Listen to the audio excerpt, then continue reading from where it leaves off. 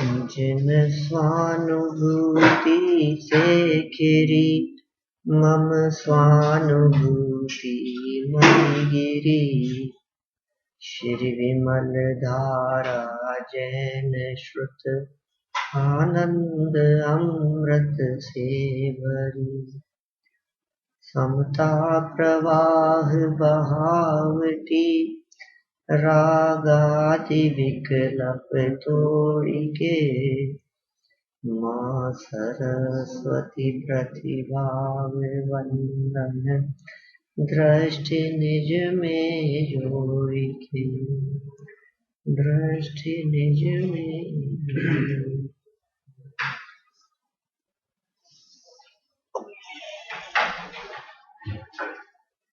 प्रत्येक जीव सुख चाहता है और हम भी सुख चाहते हैं। सुख प्राप्ति के लिए प्रयत्न भी करते हैं, लेकिन जहां सुख है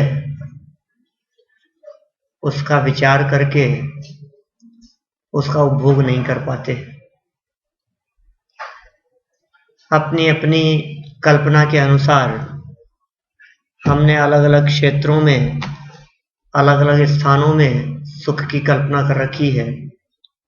समझ रखा है कि सुख यहाँ है, लेकिन जब तक सच्चे सुख का श्रद्धान नहीं होगा, सच्चे सुख की यथार्थ पहचान खबर नहीं होगी कि सुख असली कहते किसे हैं, तब तक न उसके लिए किया गया प्रयास सफल होगा और न सुख की प्राप्ति ही होगी।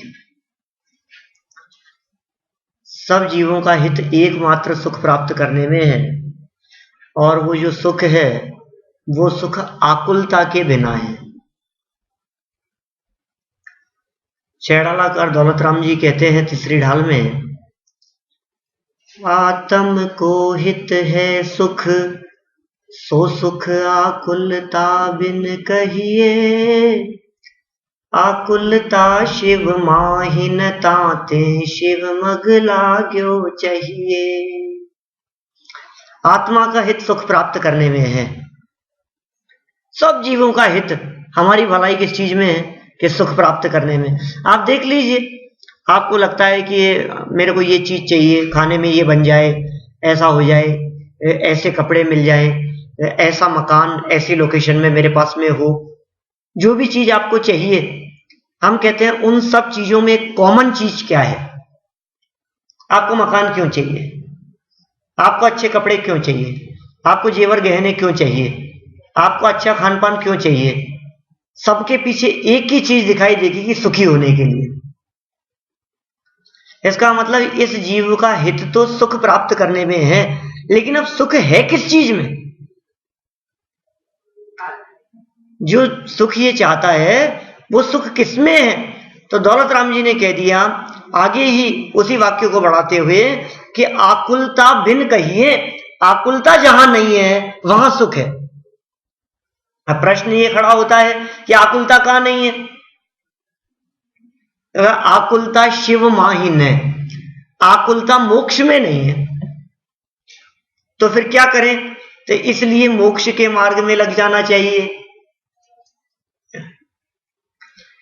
आत्म को हित है सुख सो सुख आकुलता बिन कहिए। आकुलता शिव माहिन ताते शिव मग लाग्यो चाहिए। इसलिए जो जीव सच्चे सुख की प्राप्ति करना चाहते हैं, जो जीव उत्कृष्ट सुख की प्राप्ति करना चाहते हैं, उन जीवों को समझ लेना चाहिए कि सुख उसी जगह पर हो सकता है जहां आकुलता नहीं होगी। और आकुलता कहां नहीं है? कि संसार दशा में रहते हुए हर परिस्थिति में हर जगह पर आकुलता ही आकुलता है। हमारी हर प्रवृत्ति में आकुलता है, हर क्रिया में आकुलता है। जो विकल्प हमारे होते हैं सब में आकुलता दिखाई देती है। खाने में आकुलता, जॉब पर जाने में आकुलता, वापस घर आने में आकुलता, काम करने में आकुलता, रेड लाइट सिग्नल यदि हमारे को मिलते हैं तो आकुलता, मंदिर आने में आकुलता, नहाने धोने में, खाने, सब चीजों में टाइम नहीं है चूंकि हमारे पास में। जब टाइम नहीं है तो काम करना है तो आकुलित होते हैं। तो कहां नहीं है आकुलता? मोक्ष में नहीं है। तो फिर क्या करें साहब, मोक्ष में आकुलता नहीं है तो? कि मोक्ष में आकुलता नहीं है, इसका मतलब पूर्ण सुख की प्राप्ति, सच्चे सुख की प्राप्ति वो मोक्ष अवस्था में है। तो जो जीव सुख प्राप्त करना चाहते हो उन्हें मोक्ष के मार्ग में लग जाना चाहिए। अब प्रश्न ये खड़ा होता है कि मोक्ष का मार्ग क्या है? मोक्ष के मार्ग में तो लग जाएं, तो कौन से नंबर रोड पकड़नी है अपने को, कौन सी लेन में चलना है, कितने नंबर, कौन सी स्ट्रीट होते हैं ना आपके यहां, तो कौन सी रोड पकड़े अपन कि मोक्ष चले जाएं? उसका रास्ता कौन सा है, कौन सा रास्ता मोक्ष की तरफ जाता है, उसका टिकट कहां मिलेगा, स्टेशन पर मिलेगा कि एयरपोर्ट पर मिलेगा कि बस स्टैंड पे मिलेगा? मोक्ष जाने का टिकट चाहिए ना हमारे को। तो फिर आचार्यों ने कह दिया कि भैया मोक्ष जाने के लिए आपको सम्यक दर्शन रूपी टिकट चाहिए। रत्नत्रय के माध्यम से ही मुक्ति की प्राप्ति संभव है। सम्यक दर्शन, सम्यक ज्ञान और सम्यक चारित्र ही मोक्ष का मार्ग है। सम्यक दर्शन ज्ञान चारित्राणी मोक्ष मार्ग है। ऐसा सम्यक दर्शन, सम्यक ज्ञान और सम्यक चारित्र यदि मुक्ति का मार्ग है तो इसका मतलब मोक्ष प्राप्त करने के लिए सम्यक दर्शन प्राप्त करना पड़ेगा। बात तो बिल्कुल बराबर है। यदि आप अपने जीवन में मोक्ष मार्ग प्रकट करना चाहते हो तो सम्यक दर्शन तो सबसे पहले है। माने सम्यक दर्शन के बिना कोई जीव सुखी नहीं होता और सम्यक दर्शन के बिना ये जीव दुखी बना रहता है। इस जीव के दुख का कारण मिथ्या दर्शन है, सम्यक्त्व का अभाव है कि साहब शाम को भोजन की व्यवस्था नहीं है इसलिए मैं बहुत दुखी हूं, कि भ्रम है तुम्हारे को, धोखा हो गया है, गलत फहमी में जी रहे हो आप। सही बात क्या है कि रोटी की व्यवस्था न होने से दुखी नहीं है, मिथ्या दर्शन से दुखी है कि क्या करें साहब, गाड़ी खराब हो गई, 3 दिन हो गए, बहुत परेशान हो रहा हूं मैं। तो धोखा हो गया तुम्हारे को, किस भ्रम में जी रहे हो? गाड़ी के अभाव से दुखी नहीं होता, मिथ्या दर्शन के सद्भाव से दुखी होता है और सम्यक दर्शन के अभाव से दुखी होता है। बहुत अपार संपत्ति और वैभव होने के बावजूद भी देवगति के जीवों को जो दुख है वो दुख एकमात्र इस बात का है कि उन्हें सम्यक दर्शन नहीं। आप सोचिए कैसा दुख होगा देवगति के जीवों का वो जो दुख, जिस दुख का चित्रण दौलत राम जी ने किया है। हमें तो सोच करके विचार करके ही ऐसा लगता है आखिर ये कैसा दुख होता होगा। सम्यक दर्शन बिन दुख पाए, ये दुख किस प्रकार का दुख होता है? क्या कमी है देवों के पास में? बाह्य वैभव में तो कोई कमी नहीं है, संपत्ति में तो किसी प्रकार की कोई कमी नहीं है, सब है, अपार संपत्ति है, अपार वैभव है, धन और वैभव की कोई कमी नहीं है, बाह्य सामग्रियों की कमी नहीं है, लौकिक सुख सुविधाओं की कोई कमी नहीं है, अनेक प्रकार के रूप बना सकते हैं, आकाश मार्ग में गमन कर सकते हैं, अनेक प्रकार की रिद्धियां उन्हें प्राप्त है, शारीरिक किसी प्रकार की कोई वेदना नहीं है, मरण का उनको कोई चिंता नहीं है क्योंकि अभी मरण नजदीक नहीं है, एक्सीडेंट का कोई भय नहीं है, कोई उन्हें मार सकता नहीं है। क्या स्थिति है? नींद उन्हें आती नहीं है, भोग सामग्री में किसी प्रकार की कोई कमी नहीं है, फिर भी कुछ तो ऐसा है जो उनको खलता है। हम हीन जाति के देवों की बात नहीं कर रहे, भवनवासी व्यंतर ज्योतिषियों की बात नहीं कर रहे, जो विमानवासी हूं थाए, जो विमानवासी हैं उसके बावजूद भी सम्यक दर्शन बिन दुख पाए। वैमानिक देव भी सम्यक दर्शन के बिना दुखी हैं। पहले स्वर्ग वाले, दूसरे स्वर्ग वाले, तीसरे, चौथे, 16वें स्वर्ग तक, 9 ग्रैव्यक तक रहने वाले जो देव हैं अहेमिंद्र कहलाते हैं। 9 ग्रैव्यकों में रहने वाले सभी अहेमिंद्र हैं, 16 स्वर्ग के ऊपर हैं। वो क्या कह रहे हैं? इसके बिना दुखी है। आपको कभी ऐसी फीलिंग होती है सम्यक दर्शन नहीं है इसलिए मैं बहुत परेशान हूं? चश्मा नहीं होता है तो परेशानी लगती है हमारे को, मोबाइल नहीं होता है तो परेशानी लगती है हमारे को। क्या किसी चीज की कमी, अच्छे कपड़े पहनने के लिए नहीं है, मान लीजिए भैया अच्छे कपड़े पहन करके गए हम और रास्ते में खराब हो गए तो हमें कुछ कमी लगती है, क्या करें, यहां तो बहुत परेशानी हो गई हमारे को। फ्लाइट नहीं है तो परेशान लगता है, रिजर्वेशन नहीं मिला तो परेशान लगता है। माने किस किस चीज की कमी में हमारे को परेशानी दिखती है? क्या आपकी परेशानियों की लिस्ट में आप किस किस चीज से परेशान हैं? यदि ये लिस्ट आपको बनाने के लिए दी जाए तो क्या आपको मिथ्या दर्शन भी आपकी लिस्ट में शामिल होता है कि मैं इससे भी परेशान हूं? यदि आपको नहीं महसूस होता है तो फिर सम्यक दर्शन की बातें ही बातें रह गई कोरी। बोलो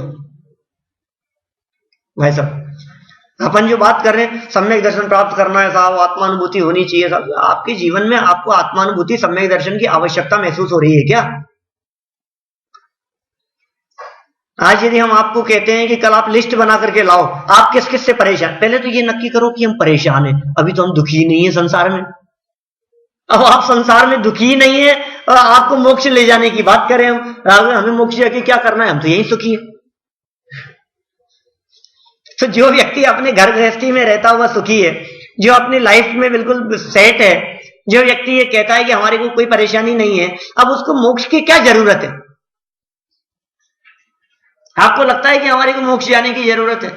आपको घर गृहस्थी में रहते हुए कुछ छटपटाहट सी महसूस होती है? आपको लगता है कि नहीं ये तो जंजाल है, सब परेशानी है सब? लगता है कभी ऐसा? पाप कर्म के उदय में लगता है, पुण्य के उदय में नहीं लगता है। इसलिए पुण्य के उदय वालों को समझाना भी बहुत कठिन काम है। पाप के उदय वालों को तो फिर समझाया जा सकता है। पाप के उदय वालों को धर्म मार्ग में लगाना आसान काम है, पुण्य के उदय वालों को लगाना बहुत कठिन काम है। जिनके घर में कोई प्रतिकूल परिस्थिति बनी हो, आप उन्हें समझाओ, थोड़ा बहुत उपदेश दो, कर्म फिलॉसफी से उपदेश दो, स्वतंत्रता से उपदेश दो, उदय की व्यवस्था बतलाओ, तो उनके परिणामों में शांति आती है, उन्हें वो बात जचती है। प्रतिकूल परिस्थिति हो तो और फिर आप उन्हें कहो कि ये चर्चा तो हमारे मंदिर में रोजाना चलती है, आप आओ कभी, सच में आपको बहुत अच्छा लगेगा। तो फिर वो व्यक्ति आता है सुनने के लिए।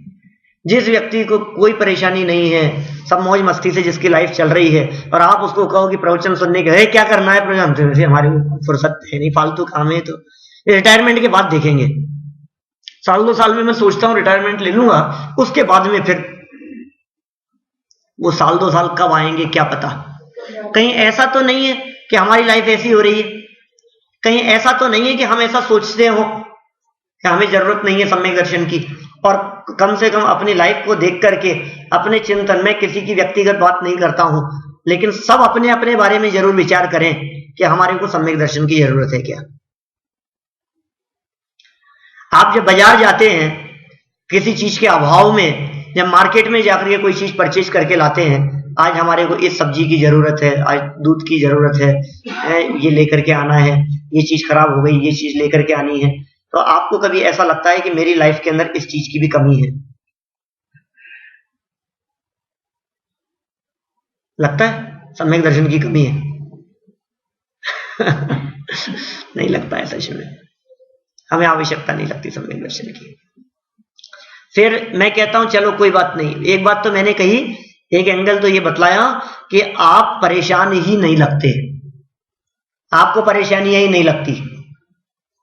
अब दूसरी बात कहता हूं कि आपको परेशानी लगती है संसार में, आपको घर में बहुत परेशान रहते हैं, आपको बहुत टेंशन है, बहुत तकलीफ है, बहुत संकट है, चाहे शारीरिक दुख से हो, चाहे मानसिक परेशानी हो, चाहे पत्नी बच्चे परेशान करते हो, चाहे घर की परिस्थितियां से बहुत परेशान रहते हो, तो मैं आपसे कहता हूं कि आप अपनी संकट और परेशानियों की लिस्ट बना करके लाएं। मैं सब सॉल्व कर दूंगा, बिल्कुल आप निश्चिंत रहें। आप अपनी परेशानियों की लिस्ट बना करके ला सकते हैं।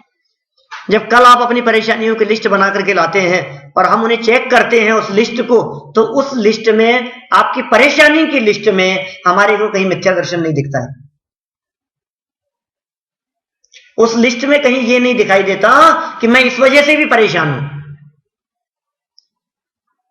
आप कितनी चीजें लिखेंगे उसके अंदर, मैं इससे परेशान हूं, मैं इससे परेशान हूं, मैं बेटे से परेशान हूं, पत्नी से परेशान हूं, मैं इस चीज से परेशान हूं, मैं रेंट के मकान में रहता हूं तो मकान मालिक से परेशान हूं, मैं हमारे किराएदार हैं तो मैं उनसे परेशान हूं, इससे परेशान हूं, मैं मौसम से परेशान हूं, मैं गार्डन से परेशान हूं, मैं मच्छरों से परेशान हूं। कितनी चीजों से आप परेशान बतला सकते हैं। इन चीजों से परेशान हूं, हमारे घर में लाइट से परेशान है, करंट से परेशान है, मोबाइल नेटवर्क से परेशान है, कितनी चीजों से आप परेशानी लिख देंगे, इस चीज से हम परेशान हैं। आप मिथ्या दर्शन से परेशान हैं कि नहीं? मिथ्या दर्शन से तो हम परेशान नहीं है, तो फिर आप मिथ्या दर्शन का अभाव क्यों करना चाहते हैं? बेचारे ने क्या बिगाड़ा है आपका? मंदिर में आते हैं, कोई प्रवचन करने के लिए आता है, आप कहते हो पंडित जी सम्यक दर्शन कैसे हो, ये उपाय बतलाओ आप, मिथ्या दर्शन का कैसे अभाव हो। ये हम आपसे पूछते हैं कि आप मिथ्या दर्शन का अभाव क्यों करना चाहते हो, आप सम्यक दर्शन क्यों प्राप्त करना चाहते हो। देखिए सच बात यह है कि यदि ये जीव वास्तव में मिथ्या दर्शन का अभाव करना चाहे, यदि वास्तव में इसे सम्यक दर्शन की प्राप्ति की जिज्ञासा भावना होवे, तो सम्यक दर्शन ऐसी कोई कठिन चीज नहीं है जो इसके जीवन में प्रकट न हो सके। दुनिया की सबसे सरलतम प्रवृत्ति कार्य कह सकते हैं हम इसे, सबसे सरल कार्य है निज पद पाना। जिनवर की वाणी से हमने ये जाना, सबसे सरल है निज पद पाना। सबसे सरल है निज पद की प्राप्ति करना।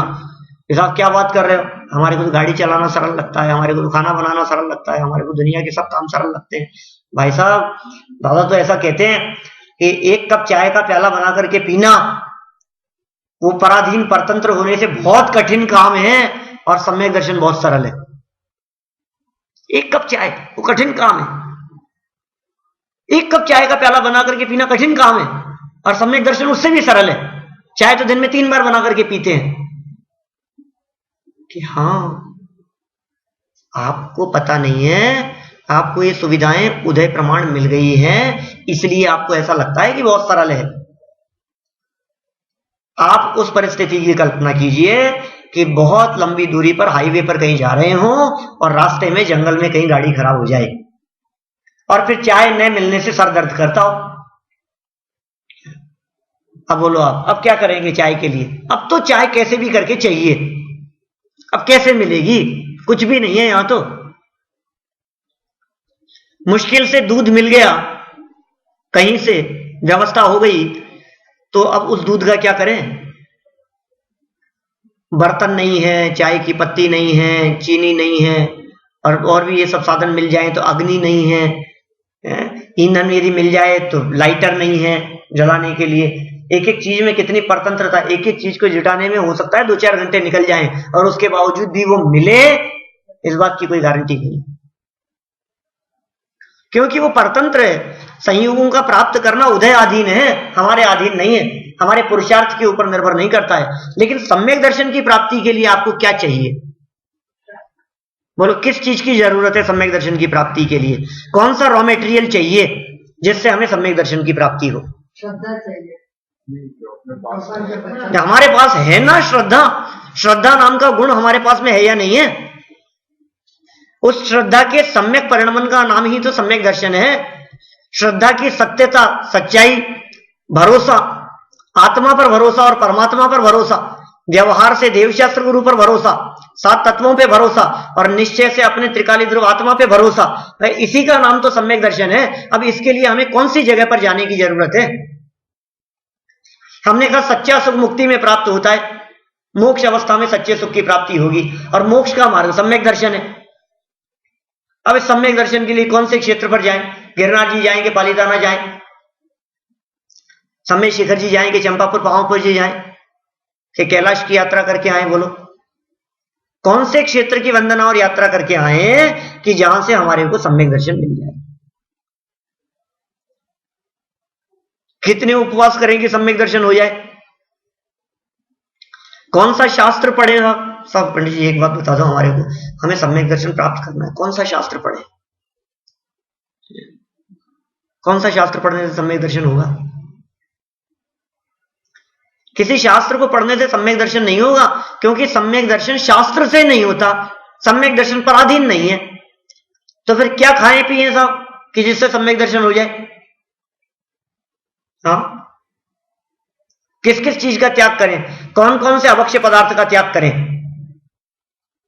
शाकाहारी होने से होगा, वेजिटेरियन होने से होगा, कि वेगन, ये शब्द क्या बोलते हैं, वेगन, वी, बोलो विघन होने से होगा सम्यक दर्शन। अच्छा, कौन से कपड़े पहनने से होगा। पागल हो गया। कुर्ते पजामे में सब पैंट शर्ट वालों को सम्यक दर्शन हो सकता है क्या? के लिए उसके लिए हमारे को धोती कुर्ता पहनना पड़ेगा, कुर्ता पजामा पहनना। अच्छा, कलरफुल पहने तो चलेगा कि व्हाइट ही पहनना पड़ता है उसके लिए? हमने देखा है बहुत सारे विद्वानों को, ज्ञानियों को, पंडितों को, सबको सफेद ही कपड़े पहनते हैं, तो हमें लगता है शायद सम्यक दर्शन के लिए सफेद कपड़े पहनने पड़ते होंगे। कहां कहां भटकते हैं व्यक्ति, समझ में नहीं आता है। कैसे बैठना पड़ेगा हमारे को, कितनी मालाओं का जाप करना पड़ेगा, कौन सी माला का जाप करें तो सम्यक दर्शन हो जाए। भटकने के स्थान बहुत हैं भाई, लेकिन हमने कह दिया श्रद्धा यदि सम्यक है, अभी श्रद्धा जो है इसके परिणमन का नाम सम्यक है, और श्रद्धा कहीं बाहर की चीज नहीं है, श्रद्धा अंदर की चीज है।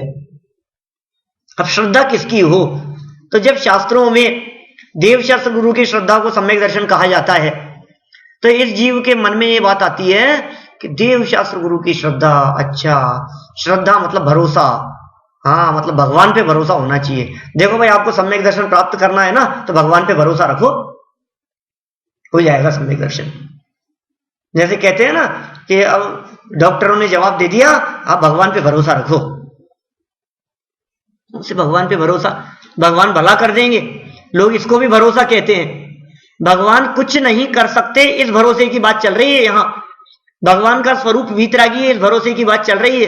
भगवान सर्वज्ञ स्वरूपी है, इस भरोसे की बात चल रही है। और भगवान के वीतरागी और सर्वज्ञ स्वरूप को देखकर अपने स्वरूप को पहचानना, उस भरोसे की बात चल रही है। भगवान जो कह रहे हैं उस वाणी पे भरोसे की बात चल रही है, उसका नाम भरोसा है। क्या कहा है भगवान ने, 7 तत्वों का क्या स्वरूप बतलाया है, दुख का कारण जो आश्रव बंध बतलाए गए हैं, जो आकुलता दुख का कारण बतलाई गई है, वो तेरे अनुभव में आती है कि नहीं?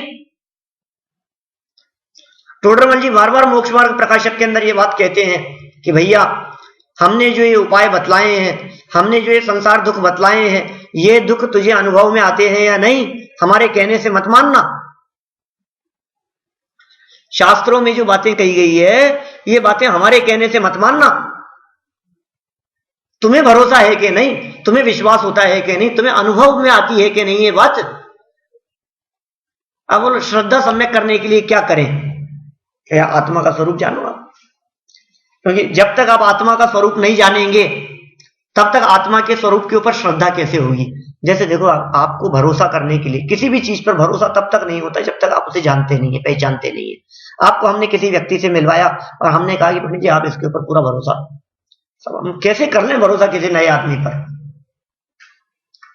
घर में सर्वेंट रखते हैं तो उसके बारे में 2-4 जगह जांच पड़ताल करते हैं, पहले कहां कहां काम किया है, अभी कहां काम कर रहे हैं, वहां से क्यों छोड़ दिया है। मतलब हमें भरोसा तो हो कि ये ईमानदार है, हमें भरोसा तो हो कि ये चोर नहीं है। तो आप भरोसे के लिए क्या करते हैं ये बताइए। और आपको विश्वास कब होता है? जब आप उसके बारे में अच्छी तरह से जांच पड़ताल करते हैं तो आपको उसके बारे में भरोसा होता है, श्रद्धा होती है। अब हम कह रहे हैं कि आत्मा की श्रद्धा का नाम सम्यक दर्शन है, और आपको आत्मा का पता ही नहीं कि आत्मा कौन है। अब कैसे सम्यक दर्शन होगा? सम्यक दर्शन प्राप्त करना चाहते हैं हम, तो पहले आत्मा का स्वरूप क्या है वो तो जानना पड़ेगा। आत्मा का स्वरूप जाने बिना सम्यक दर्शन की प्राप्ति नहीं होती है। इसलिए सम्यक दर्शन की प्राप्ति के लिए सर्वप्रथम आत्मा का स्वरूप जानना जरूरी है। कैसा है आत्मा का स्वरूप? द्रव्य क्षेत्र काल भाव से जानो, अलग अलग विवक्षाओं से जानो, आगम के आधार से जानो, युक्ति से जानो, प्रमाण से जानो, तर्क से जानो। जानना पड़ेगा पहले आत्मा कौन है।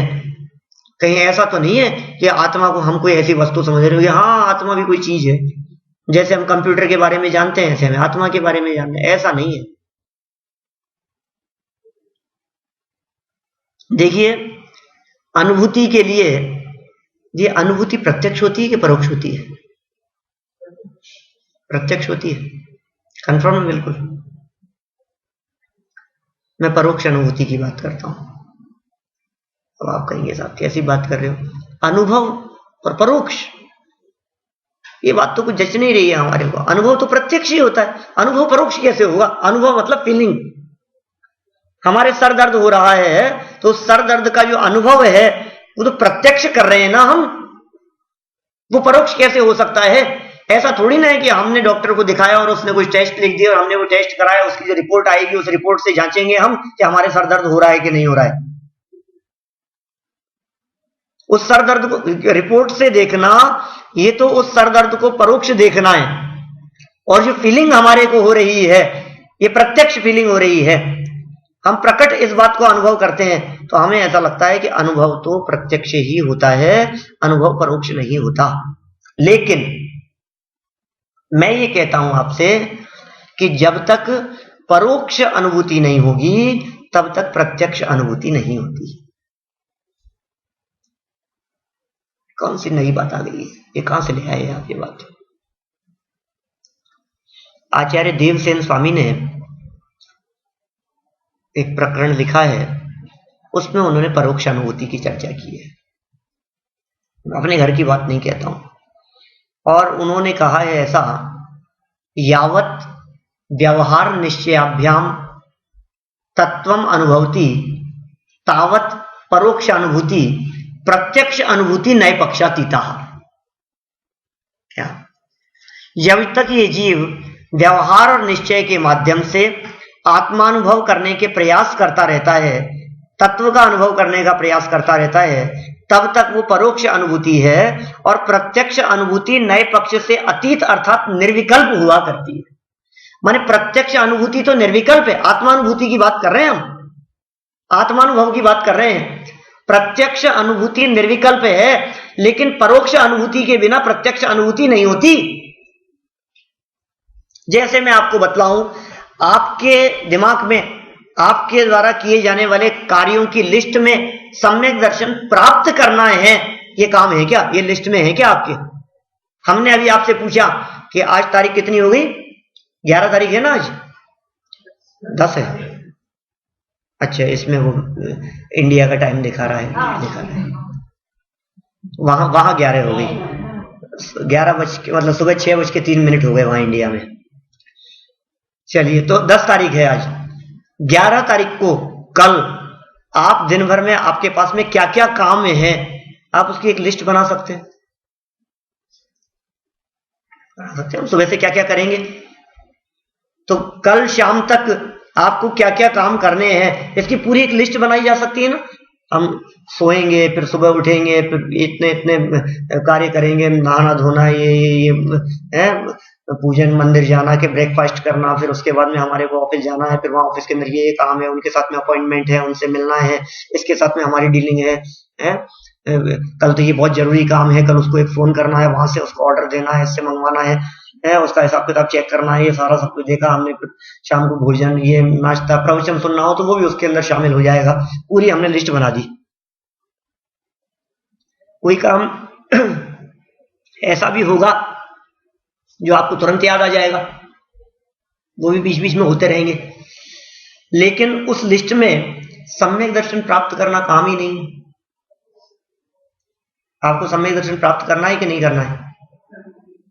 हो सकता है आप ये कहें कि हमारे को वहां जाना है, वहां जाना है, ये परचेजिंग के लिए जाना है, इस मॉल में जाना है, ये खरीद करके लाना है, ये चीज चाहिए, लेकिन सम्यक दर्शन नहीं है ना। तो जिसके अभी लिस्ट में, जिसके काम में, जिसके अभी उसमें वर्किंग प्रोसेस के अंदर ये चीज एजेंडा ही जिसने नहीं बनाया है, अभी खड़ा नहीं किया है सम्यक दर्शन प्राप्त करने का, उसे सम्यक दर्शन कैसे हो जाएगा? दुनिया का कोई काम ऐसा नहीं है जो बिना विकल्प के होता हो। यह भी परम सत्य बात है कि विकल्प से भी काम नहीं होता। क्या हम किसी चीज के बारे में विकल्प करें तो काम होगा क्या? नहीं, कि विकल्प से काम नहीं होता, लेकिन काम होने के पहले विकल्प भी आते हैं। जिसके अभी विकल्प ही नहीं आ रहे, आप सोचिए, जिसको शादी करनी है उसके मन में शादी संबंधी विकल्प भी आएंगे ना? नहीं आएंगे। जब तक नहीं आ रहे हैं इसका मतलब तब तक तो अभी बहुत दूर है। जब उससे बात करते हैं तब वो मना कर देता है, बेटा कि अभी अभी कौन सी ये कोई उम्र है, 26 साल की उम्र में शादी की जाती है, कोई 30 से पहले 32 से पहले तो होती नहीं है। तो इसका मतलब ये अभी जिसके विकल्प में ही नहीं है, इसका मतलब काम नहीं होगा। काम होने के पहले विकल्प जरूरी है। दुनिया के हर काम की बात कर रहा हूं मैं। आप दुकान पर जाएंगे उससे पहले आपको विकल्प आएंगे, आप ऑफिस जाएंगे उससे पहले आपको विकल्प आएगा कि मैं ऑफिस जा रहा हूं, ऑफिस जाना है मेरे को। आप नहाएंगे उससे पहले नहाने का विकल्प आएगा, आप भोजन करेंगे उससे पहले भोजन करने का विकल्प आएगा, बनाएंगे उससे पहले बनाने का विकल्प आएगा। ऐसा नहीं हो सकता कि भोजन करने का विकल्प भी नहीं आए और घास टूट करके मुंह में चला जाए और पेट में चला जाए। कुछ ख्याल में आ रही है बात मैं क्या कहना चाह रहा हूं? अब जब दुनिया का सब काम, ऐसा हो सकता है कि हमारे विकल्प ही नहीं आया किसी को मोबाइल मिलाने का और हमने किसी का नंबर मिला दिया, होता है ऐसा? कैसे होगा? काम होने के पहले उसके विकल्प जरूरी हैं। तो सम्यक दर्शन के पहले सम्यक दर्शन संबंधी विकल्प जरूरी है। आपको तो सम्यक दर्शन का विकल्प ही नहीं है। आपको इस बात का तो विकल्प है कि शाम को भोजन में क्या बनाना है, आपको इस बात का तो विकल्प है कि क्या करना है, कहां जाना है, कहां आना है, क्या कौन आ रहा है, क्या व्यवस्था करनी है, वो सारे विकल्प हैं आपके चित्त में। दुनिया के सब विकल्प होते हैं। सम्यक दर्शन संबंधी विकल्प कितनी बार उठता है? सम्यक दर्शन की चर्चा पहली बार सुन रहे हो ऐसी बात नहीं है। बरसों से यहां विद्वान आते रहे हैं और बरसों से आप उनकी बातें सुनते रहे हो। हम सिर्फ आपसे ये जानना चाहते हैं कि जब आप उनके प्रवचन सुनते हैं, सम्यक दर्शन की महिमा जानते हैं, आत्मानुभव की महिमा को जानते हैं और आप कहते हैं कि हाँ साहब सम्यक दर्शन तो करना है, इसके बिना तो काम नहीं चलेगा, आत्मानुभव के बिना तो काम नहीं चलेगा। उसके बाद से लेकर जब आपने औरों से सुना तब से लेकर आज मैं चर्चा कर रहा हूं तब तक, इस दौरान, इस दरमियान आपके चित्त में कितनी बार सम्यक दर्शन प्राप्त करने का विकल्प आया? और फिर कदाचित विकल्प भी आ गया हो तो हम आपसे पूछते हैं कि आपने उस विकल्प की पूर्ति के लिए क्या किया प्रयास? आप 24 घंटे में से कितना घंटा का समय निकालते हैं, कितना टाइम निकालते हैं जिसमें आप प्रयास करते हैं कि सम्यक दर्शन की प्राप्ति होनी चाहिए?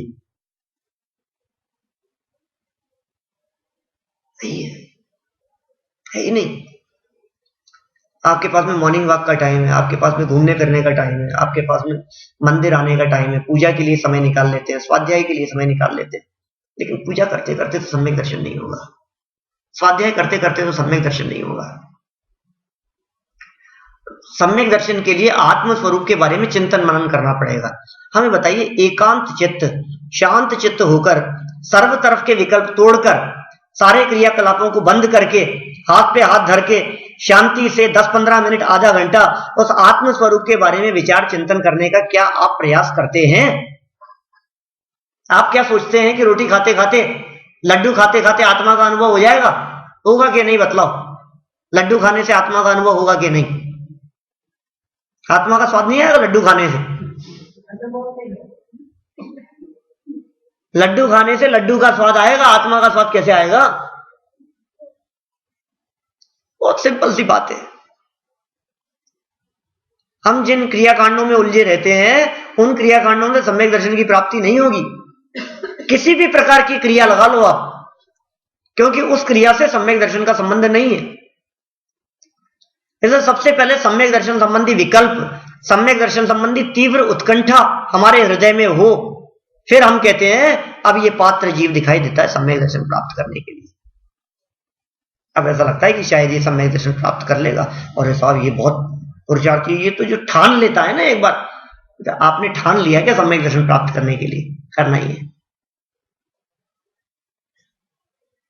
नहीं ठाना है अभी। ऐसी बातें करते हुए तो सब मिल जाएंगे, सम्यक दर्शन साहब इस जीवन में तो करना ही है, इस जीवन में तो करना है। मैं सच कह रहे हैं पंडित जी, जब तक सम्यक दर्शन नहीं होगा तब तक काम नहीं चलेगा। और ये सम्यक दर्शन तो शरीर छूटने के पहले पहले कर लेंगे हम सम्यक दर्शन इस जीवन में, उषा है ना, इस जीवन में तो कर ही लेंगे, सम्यक दर्शन तो करना ही है हमारे को। अच्छा, कितना समय लगता है जी? कितना शांति भाई, कितना समय लगता है?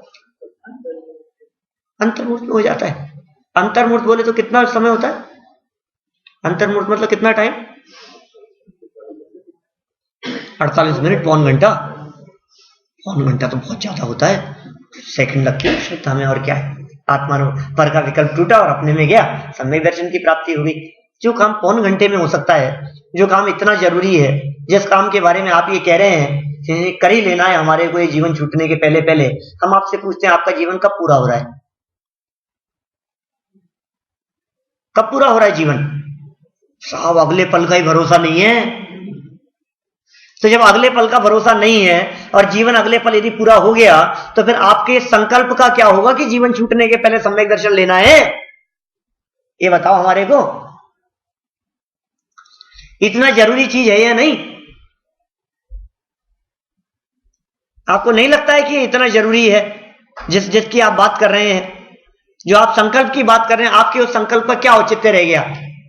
अरे साहब अभी तो ऊपर से सीढ़ियां उतर रहा था मैं, फिसल गया एकदम, को तो बच ही गया समझ लो आप। आपके दिन भर में कितने चांस ऐसे बनते होंगे जब आप बच जाते होंगे, और नहीं बचते तो क्या होता? किसी को अटैक आ जाता है, किसी को एकदम सांस रुक जाती है,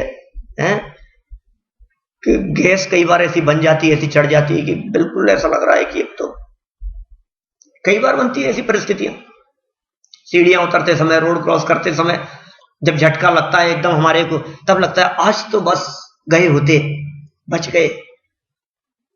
तो जो बच गए ना, बचे होंगे ना आप लोग जीवन में कभी ना कभी, बाथरूम में स्लिप होते हुए एकदम गैस जलाई और एकदम तो आज तो बच ही गए। होता है ऐसा, कई बार हुआ है। बिजली का प्लग लगाया और एकदम स्पार्किंग हो गई, कभी करंट लग गया, कभी हुआ है ऐसा। बचे हैं आप लोग, सब बचे हुए हैं। इसका मतलब ये सब लोग बोनस में जी रहे हैं। जो चांस मिल गया था इस तरह से बचने का, आप समझ लिए अगली बार वो चांस नहीं मिलेगा बचने का। आप गाड़ी, अरे साहब इतनी तेज गाड़ी सामने से आई टकराते हुए, बच गए एकदम, तो क्या करें? आज तो बस, आज तो बच गए, कल नहीं बचोगे। अब क्या करना है बोलो? सम्यक दर्शन करना है कि नहीं? कितनी देर लगेगी? अंतर्मूर्त, वो अंतर्मूर्त कब आएगा? चलो अंतर्मूर्त का काम है ना आपको, अब आपको ये अंतर्मूर्त का समय निकालना है 24 घंटे में। कल तक का समय देता हूं, अंतर्मूर्त का समय निकालें आप, तो कल तो सब सम्यक दर्शन लेके आएंगे। कोई बात नहीं, मैं पूछ लूंगा। बोलो कल तक सम्यक दर्शन नहीं होगा? अरे कैसे होगा, आप इतना आसान थोड़ी नहीं। तो इस वीक में निकाल लेंगे आप अंतर्मूर्त का समय सम्यक दर्शन के लिए, हो जाएगा इस वीक में सम्यक दर्शन। ये तो बहुत कठिन काम है, आप ऐसे कैसे बोल रहे हो? तो इस महीने में तो हो जाएगा, जुलाई चल रहा है, जुलाई 2012 नहीं होगा? तो इस साल में, सन 2012 में नहीं होगा? नहीं, अच्छा अगले साल यदि मैं आऊं यहां तब तक तो हो जाएगा। साहब कोशिश तो करेंगे। साल 2 साल बाद कभी अवसर बने आने का, 2-3 साल में, 4 साल में दोबारा आया यदि मान लो, तब तक तो सम्यक दर्शन हो ही जाएगा ना। पता नहीं साहब, देखो देखते हैं, गजब हो गया। तो आप जिएंगे कितने साल पता है आपको? कभी बात करते हैं तो आप कहते हो अगले पल का ही भरोसा नहीं है, और ये बात भी कहते हैं साथ में कि सम्यक दर्शन इतना ज्यादा जरूरी है। एक व्यक्ति यहां से इंडिया जा रहा था और उसने अपने फ्रेंड से पूछा कि यार मैं जा रहा हूं, बोल तेरे लिए क्या लाऊं? तो उसने कुछ एक चीज बतला दी, और नहीं यार बहुत महंगी है, इतने तो पैसे नहीं है मेरे पास में, इतनी तो नहीं, तू और कोई चीज बता। उसने बेचारे ने और कोई चीज बतला दी कि नहीं इतने, ये भी नहीं ला सकता मैं, ये भी थोड़ी महंगी है, ये इतना भी नहीं ला पाऊंगा। तो और पूछा उससे, तो रहने देना, कोई जरूरत नहीं, फिर भी बता तो सही क्या लाऊं, आखिर मैं जा रहा हूं, तो मेरा अच्छा दोस्त है। तू बता तो सही, आखिर मैं कुछ तो लेके ही आऊंगा तेरे लिए। फिर कोई चीज बतलाई नहीं, पूछे तेरे पास में पैसे कितने हैं? फिर मेरे पास तो $1200 हैं। तो तू एक काम करना, तू वहां जा रहा है, वहां जाने के बाद में कुछ मत खरीदना, सबसे पहले वापसी का टिकट खरीद लेना। है तो जा रहा है वहां पर, $500 तेरे पास में है, $700 तेरे पास में है, तो वहां जाकर के यदि कोई तूने दूसरी चीज खरीद ली, तो जो काम सबसे ज्यादा इंपॉर्टेंट क्या काम है बतलाओ? परदेश जाने के बाद में वापस आना सबसे ज्यादा इंपॉर्टेंट है ना। तूने कहीं इधर उधर समय लगा दिया, इधर उधर खर्चा कर दिया और तेरे पास में वापस आने की व्यवस्था नहीं हो सकी, तो तू क्या करेगा? सबसे पहले करने योग्य काम क्या है? कह रहे हैं सबसे पहले करने योग्य काम, यदि सम्यक दर्शन आपको लगता है देह छूटने के पहले, तो सब काम को छोड़ करके आप सम्यक दर्शन प्राप्ति का प्रयास कीजिए। तो कैसे होगा सम्यक दर्शन? तो हम ये कह रहे हैं कि पहले परोक्ष अनुभूति जरूरी है। आत्मा कैसा है? परोक्ष अनुभूति का मतलब जिस किसी भी बात की चर्चा चल रही हो, हमारे दिलो दिमाग में उसके संबंध में कच्चा रफ चित्र खिंच जाना, उसे परोक्ष अनुभूति कहते हैं। निश्चय नय के माध्यम से, व्यवहार नय के माध्यम से आत्मा कैसा है, आत्मा का क्या स्वरूप है, आत्मा के कैसे गुणधर्म है, आत्मा मूर्तिक है, अमूर्तिक है, आत्मा के कितने प्रदेश हैं, असंख्यात प्रदेशी हैं, अनंत गुण वाला है, अनंत शक्तियों वाला है, अतीन्द्रिय आनंद का घन पिंड है, ज्ञान का घन पिंड है, सुख का निधान है, शक्तियों का संग्रहालय है, गुणों का गोडाउन है, आनंद की खान है। ये कैसा है आत्मा?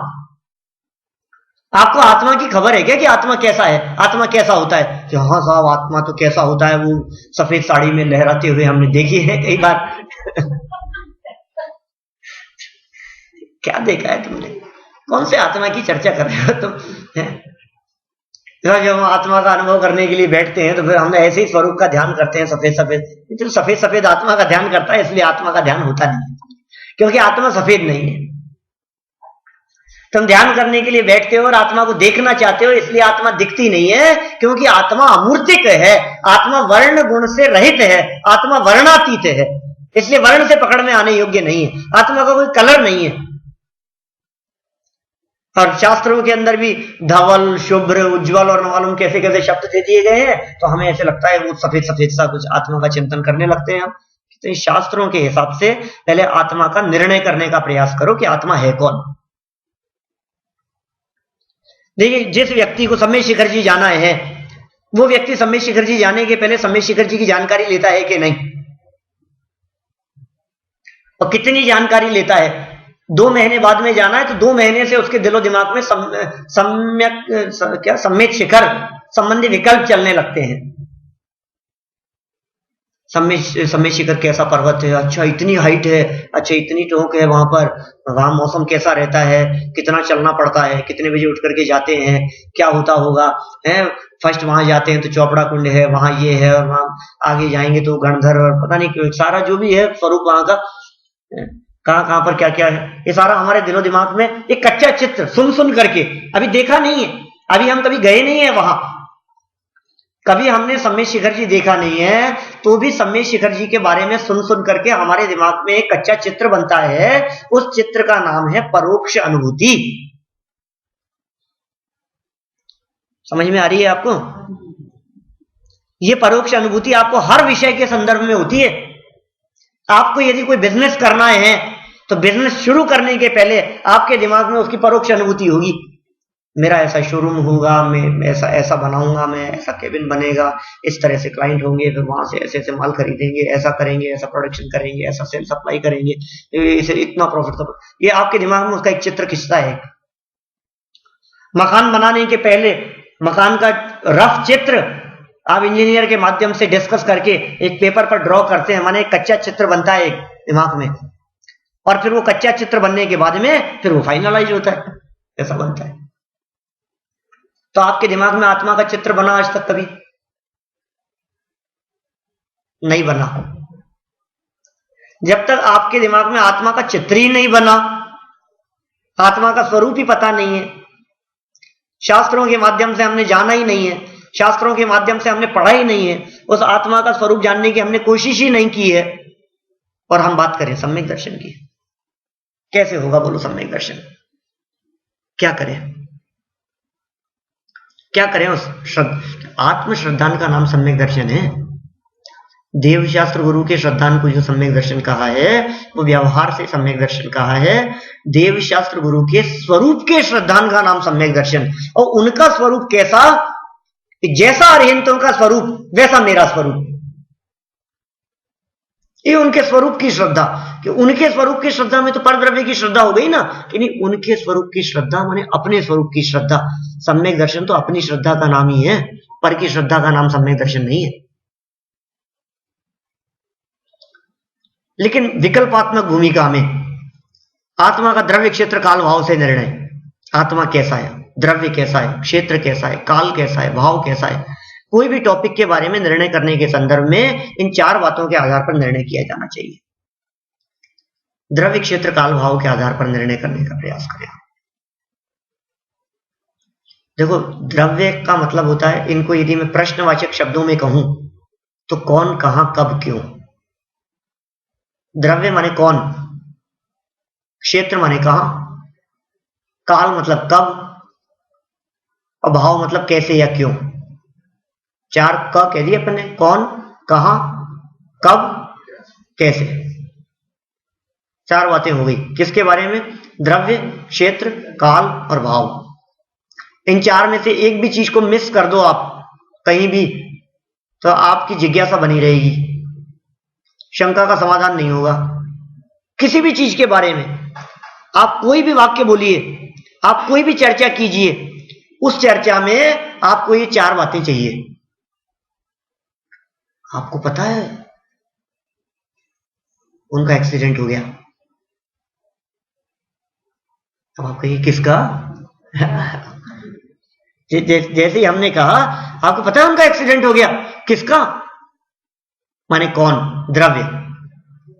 फिर हमने किसी व्यक्ति का नाम बतला दिया, उनका, कहां हो गया, कब हो गया, कल तो मिले थे, काल, कैसे हो गया, पैदल चल रहे थे कि गाड़ी से जा रहे थे, घर में हो गया कि बाहर हो गया, कैसे कैसे दुर्घटना घट गई उनके साथ में। ये 4 बातें चाहिए आपको। एक भी चीज माइनस होगी तो नहीं चलेगा काम। जैसे किसी व्यक्ति के बारे में हमने, एक घटना के बारे में चर्चा की, आप कोई भी चीज लगा लीजिए, उनका फोन आया था, वो आपसे मिलना चाहते हैं, उनका स्वर्गवास हो गया है। किसी भी चीज में जब भी हम किसी की बात करेंगे, वो बीमार पड़ गए हैं, कौन, कहां, वहां शिविर लग रहा है, कहां शिविर लग रहा है, क्षेत्र, कौन लगा रहा है, किस चीज का शिविर है, भाव, कब से कब तक लग रहा है, काल। क्या प्रतिष्ठा हो रही है, किसकी प्रतिष्ठा हो रही है, किसकी प्रतिष्ठा हो रही है, वेदी की प्रतिष्ठा हो रही है कि मंदिर की प्रतिष्ठा हो रही है कि भगवान की प्रतिष्ठा हो रही है, किस चीज की प्रतिष्ठा हो रही है, द्रव्य। ये प्रतिष्ठा कहां हो रही है, क्षेत्र। प्रतिष्ठा कब से कब तक है, काल।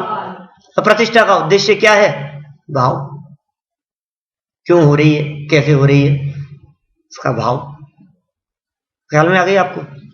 हम शिविर की बात करें, प्रतिष्ठा की बात करें, कोई भी चीज लगा करके देखें आप। हमारे घर में मेहमान आ रहे हैं, हमें वहां जाना है, सब में ये 4 बातें लागू होगी। अब हमने कहा आत्मा के संदर्भ में, तो आत्मा का द्रव्य क्षेत्र काल भाव पता होना चाहिए हमारे को। देखो, 4 चीजों में से एक चीज को हटा करके हम उस काम को कर नहीं सकते।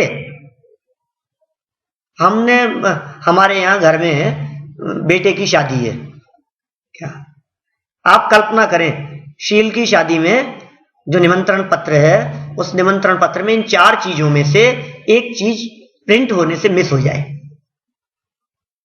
आप कल्पना कर सकते हैं क्या होगा। 4 बातें होती है इनविटेशन कार्ड में। क्या क्या 4 चीजें होती है, किसकी शादी है, क्या, कहां पर है, कौन सी तारीख को है, किसके साथ है, या क्या है शादी, ये भाव इसका। हमारे यहाँ फंक्शन है और आपको आना है, कार्ड देखा हमने कहा साहब इसमें तो कब है, डेट तो लिखी नहीं। अरे पंडित जी कैसी बात करते हो, आपके लिए क्या तारीख, आप तो कभी भी आओ। आपके लिए हमारे दरवाजे हमेशा खुले हुए हैं, आप क्या तारीख की बात करते हो। तारीख कदाचित उसके अंदर लिखी हुई हो, जगह नहीं लिखी हुई हो, स्थान वेन्यू नहीं है उसमें, इसमें जगह तो है ही नहीं, आना कहाँ है। अरे साहब आप भी क्या बात करते हैं, आप कहोगे वहीं रख लेंगे। जगह क्या, जगह तो आप बताओ कहाँ रखना है। मतलब हर चीज उसमें होनी चाहिए। ओकेजन क्या है, ये भाव है उसका। मानी यदि उस निमंत्रण पत्र में वो अवसर नहीं लिखा हुआ है कि किस अवसर पर आप आमंत्रित कर रहे हैं, तो वो बात अधूरी रह जाएगी। किस चीज का प्रसंग है, और ये प्रसंग ही लिखना भूल गए निमंत्रण पत्र में। और पूछा साहब इसमें किस किस प्रसंग में, प्रसंग की क्या बात कर रहे हो, इतने लोग हैं, कभी किसी की बर्थडे आती रहती है, किसी की एनिवर्सरी होती रहती है, कुछ भी उसमें क्या है, ऐसा नहीं चलता है।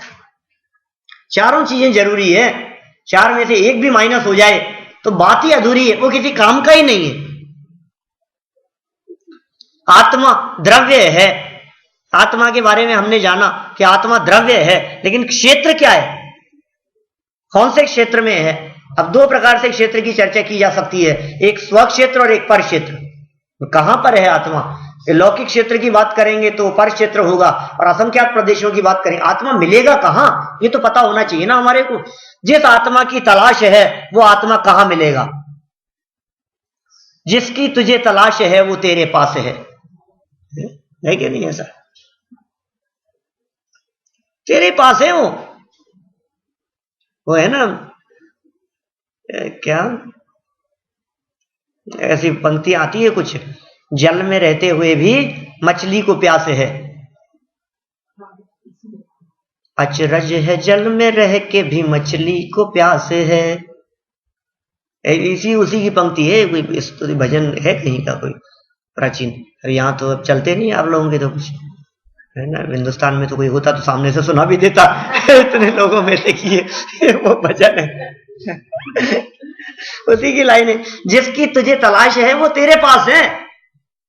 जिस सुख की आपको तलाश है, जिस सुख की तलाश में आप दर दर की ठोकरें खा रहे हैं, जिस सुख की तलाश में नरक निगोद में, देवादी गतियों में, चारों गतियों में, भोग भूमियों में, स्थावर विकलत्रयों में, कर्म भूमि से भोग भूमि में, विदेश क्षेत्र में, भरत क्षेत्र में, रावत क्षेत्र में, न मालूम कौन कौन से, कभी जम्बू द्वीप में और कभी बाहर क्षेत्र में और कभी स्वयंभू रमण समुद्र तक, कभी अधोलोक में और कभी ऊर्ध्वलोक में, जिसकी तलाश में, जिस सुख की तलाश में आप भटकते हैं, आचार्य देव ये कहना चाहते हैं जिसकी तुम्हें तलाश है वो तेरे पास है। कहां मिलेगा वो आत्मा कहां मिलेगा, वो आत्मा कौन से क्षेत्र में मिलेगा, आलोक में तो नहीं है कहीं हम जबरदस्ती तलाश रहे हो, है भी कि नहीं वो आत्मा, उस आत्मा का अस्तित्व भी है या नहीं है। देखिए ये प्रश्न उठना भी कोई अव्यावहारिक नहीं है, क्योंकि ऐसा तो नहीं है। कभी कभी क्या होता है, ऐसी काल्पनिक बातें भी होती है, कुछ हवा में चल रही होती है, हम आत्मा के अनुभव की बात कर रहे हो और आत्मा ही नहीं हो, वे आत्मा का अस्तित्व ही नहीं हो, और जबरदस्ती आत्मा की बात कर रहे हो आप। तो सबसे पहले आत्मा का अस्तित्व है, द्रव्य से अस्तित्व है, आत्मा की सत्ता है, आत्मा एक द्रव्य है, ये नक्की होना चाहिए। फिर यदि आत्मा द्रव्य है तो कहीं ना कहीं है, कि कौन सी जगह पर है, कि इस लोकाकाश में है, कि लोकाकाश तो बहुत बड़ा है, एक जगह बताओ कि तरस नाली में है, कि हमारे आत्मा की बात कर रहे हैं कि तरस नाली में भी मध्य लोक में है, कि मध्य लोक तो बहुत बड़ा है, कि साहब जम्बू द्वीपे, भरत क्षेत्र, आर्य खंडे, और कौन सी जगह कि पिट्सबर्ग नगरे, यहां पर इस नगर में कौन सी जगह पर मिलेगा हमारे को आत्मा, बोलो 1000, 18, 16 कितना नंबर है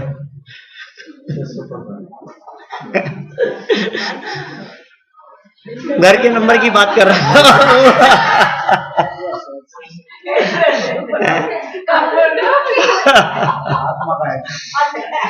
काम मिलेगा उसमें, कौन सी जगह पर मिलेगा, मैं अपने आप को तलाशना है हमारे को, लेकिन वहां तो हमेशा नहीं है। आज यदि वहां जाकर के तलाशे तो नहीं मिलेंगे आप, मैं नहीं मिलूंगा क्योंकि वहां नहीं हूं। आत्मा कहां है, तो मालूम चलता है शरीर में ही है, इसी शरीर में है। देखो आत्मा को तलाशना है और हम आंख खोल करके देखते हैं, आंख खोल कर देख जरा तू, अरे आंख खोल करके क्या देखे, आंखों से खोलने पर तो बाहरी पदार्थ दिखते हैं, ये आत्मा आंख खोल करके देखने से नहीं दिखता है, आंख बंद करके देखने से दिखता है। भीतर में देखेगा तो आत्मा दिखेगा, बाहर में देखेगा तो आत्मा कैसे दिखेगा, माने आत्मा को देखने के लिए कहीं बाहर जाने की जरूरत नहीं है, क्योंकि आत्मा बाहर में नहीं है, आत्मा अंदर में है। किसी पर के आत्मा की बात नहीं है, अपनी आत्मा की बात है, अपनी तलाश है हमारे को। तो अपने में तलाश करने के लिए कि साहब कैसे तलाशें, अंदर में देखें हम, तो अंदर तो अंधकार बहुत है, कि क्या बात करते हो, ज्ञान के प्रकाश से देखो तो आत्मा दिखेगा, श्रुत ज्ञान के प्रकाश से देखो तो आत्मा दिखेगा। प्रयास करने का, प्रयत्न करने की आप यदि कोशिश करेंगे तो आत्मा अवश्य अनुभव में आएगा। ऐसी बात नहीं है कि आत्मा अनुभव में न आ सके, आत्मा का अनुभव नहीं हो सके, ऐसा नहीं हो सकता है। होता ही होता है। आचार्य अमृतचंद्र स्वामी तो 6 महीने की मर्यादा बतलाते हैं। नाटक समय सार में बनारसी दास जी ने कह दिया, एक 6 महीने के लिए सब चीजों से निवृत्ति लेकर के मैक्सिमम टाइम बतलाया है आत्मानुभव के लिए 6 महीने। लेकिन सब काम छोड़ करके विधि पूर्वक आत्मानुभव के लिए एक बार कमर कस के बैठ तो सही, तो ये आत्मानुभव कैसे नहीं होगा? अवश्य होगा। कमर कस के बैठने की बात है। कमर कस के बैठने का मतलब जानते हैं आप? किसी काम को करने की ठान लेना, बहुत दृढ़ता है, नहीं बिल्कुल करना ही करना है। जैसे छोटे छोटे से बच्चों को देखो, आप किसी चीज की जिद करते हैं ना वो, तो फिर आप उनको जब तक वो काम पूरा नहीं कर दो तब तक वो पीछे पड़े रहेंगे। वो सोते उठते बैठते बाजार जाते खाते पीते, तो फिर मेरे को वो दिलाओगे ना तो फिर बताओ ये चीज लाओगे ना कि बेटा होमवर्क कर ले, तो फिर होमवर्क कर लूंगा फिर लाओगे? तो यार पीछा तो छोड़ माने जब तक ऐसी लगन नहीं लगे आपको, खाते पीते उठते बैठते आत्मानुभव की सम्यक दर्शन प्राप्त करने के लिए, आत्म श्रद्धान के लिए, आत्म खोजी ऐसे होते हैं, पागल होते हैं, दीवाने होते हैं आत्मा को प्राप्त करने के लिए, बिल्कुल बावले हो जाते हैं। दुनिया में कोई चीज को प्राप्त करने के लिए जिस तरह से लोग बावले हो जाते हैं ना, ऐसा पागलपन सवार हो दिमाग पर। पागल होने की बात नहीं कर रहा मैं, लेकिन इतनी तीव्र जिज्ञासा हो आत्मा को प्राप्त करने की, सम्यक दर्शन प्राप्त करने के लिए, मुक्ति प्राप्त करने के लिए एक बार भूख तो लगे हमारे। अरे भूख ही नहीं है। यदि भूख हो तो विविध व्यंजन इष्ट मिष्ट प्रतीत हो। अब भूख ही नहीं है, अब क्या करें वो लोग? भूख ही नहीं है तो उस भोजन का क्या करेंगे? अब हमारे को भूख ही नहीं है, अब हम कैसे सम्यक दर्शन क्या ही कर सकते? ठीक है कोई बात नहीं है, तो चलता है। नहीं नहीं नहीं, ऐसे नहीं चलेगा। सबसे पहले कमर कस के लगने की बात कर रहे हैं हम। बहुत दृढ़ता होनी चाहिए, इसके बिना तो हमारा चलता नहीं है। अरे गौतम ने जैसे कमर कस के काम किया था ना, कैसे हो गया बोलो सम्यक दर्शन? कितने तीर्थ क्षेत्रों की वंदना की थी इंद्रभूति गौतम ने? मैं आपसे पूछना चाहता हूं, कितने तीर्थ क्षेत्रों की वंदना की थी? कितने भगवान के नाम जानता था? कितने तीर्थंकरों के नाम जानता था? ऋषभ देव से महावीर तक 24 तीर्थंकरों में से कितनों को जानता था? बोलो कितनों को जानता था? क्या बात करते हो जानने की? ब्राह्मण था, जैन था नहीं, जैनियों के तीर्थंकरों को जानता नहीं था। ऋषभ देव से लेकर पार्श्वनाथ तक के 23 तीर्थंकरों के उसने नाम नहीं सुने थे। 6 द्रव्यों के नाम नहीं पता थे उसको, 7 तत्व के नाम नहीं पता थे उसको। जानते हैं आप? 6 द्रव्य 7 तत्व के नाम जिस व्यक्ति को पता नहीं हो, ऋषभ देव आदि तीर्थंकरों के नाम नहीं जानता हो, कदाचित महावीर स्वामी का नाम सुना हो, वो व्यक्ति बिना उपदेश सुने हुए सम्यक दर्शन की प्राप्ति कर लेता है, गणधर हो जाता है। क्या हुआ होगा, क्या किया होगा उसने? दर्शन किए थे उसने भगवान के जीवन में एक बार। हम रोजाना करते हैं। किसी तीर्थ क्षेत्र की वंदना नहीं की थी, किसी जैन क्षेत्र का उसे परिचय नहीं था। क्या हुआ उसके जीवन में? लेकिन बस समझ लो आप, कमर कस ली उसने तो काम हो गया। दृढ़ श्रद्धा से काम होता है। आपको पता है घटना, 66 दिन तक भगवान महावीर स्वामी की दिव्य ध्वनि नहीं गिरी। आपको पता है ना ये बात? 66 दिन तक क्यों नहीं गिरी थी भगवान महावीर स्वामी की दिव्य ध्वनि? सुनने वाले तो बहुत थे।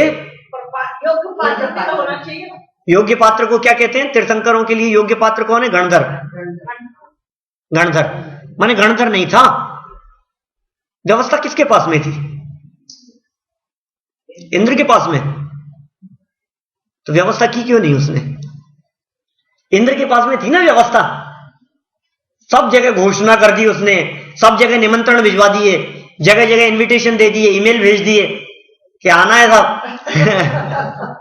हाँ आप पधारिएगा, यहां भगवान महावीर स्वामी की दिव्य ध्वनि गिरेगी, 3-3 4-4 टाइम उनका प्रवचन होगा, उनका उपदेश होगा, उनकी वाणी निकलेगी। और सब जगह पर मनुष्य गति के जीवों में, तिर्यंच गति के जीवों में, सब देवों में, 3-3 गतियों के जीवों में, असंख्यात देवों में, सबके पास में इनविटेशन पहुंच गया, दुंदुभी बाजे बजा दिए गए, सब लोगों को आना है, भगवान को केवल ज्ञान हो गया, दिव्य ध्वनि गिरेगी, समोक्षरण की रचना हो गई और सब एकत्रित होकर के भगवान की दिव्य ध्वनि सुनने के लिए आ गए। और भगवान मौन। किसी ने गला नहीं पकड़ा होगा उसका, ये सबको बुलाया है, चालू क्यों नहीं करवाता है प्रवचन? ये क्या व्यवस्था है तुम्हारी? ऐसी व्यवस्था प्रवचन तुम्हारे को शुरू करवाना है कि नहीं करवाना है? काम शुरू करवाओ फटाफट। और एक दिन हो गया, लोगों का धैर्य देखो आप। सुबह लोग आकर के एकत्रित हुए, दोपहर में आए, फिर नहीं हुआ, फिर शाम को फिर आए, फिर प्रवचन नहीं हुआ, दिव्य ध्वनि नहीं खिली, दूसरे दिन फिर आ रहे हैं, तीसरे दिन फिर आ रहे हैं। 66 दिन तक लोग रोजाना आते रहे और इंद्र को यह विकल्प नहीं आया दिमाग में कि मैं गणधर को उपस्थित करूं, भगवान की दिव्य ध्वनि क्यों नहीं गिर रही।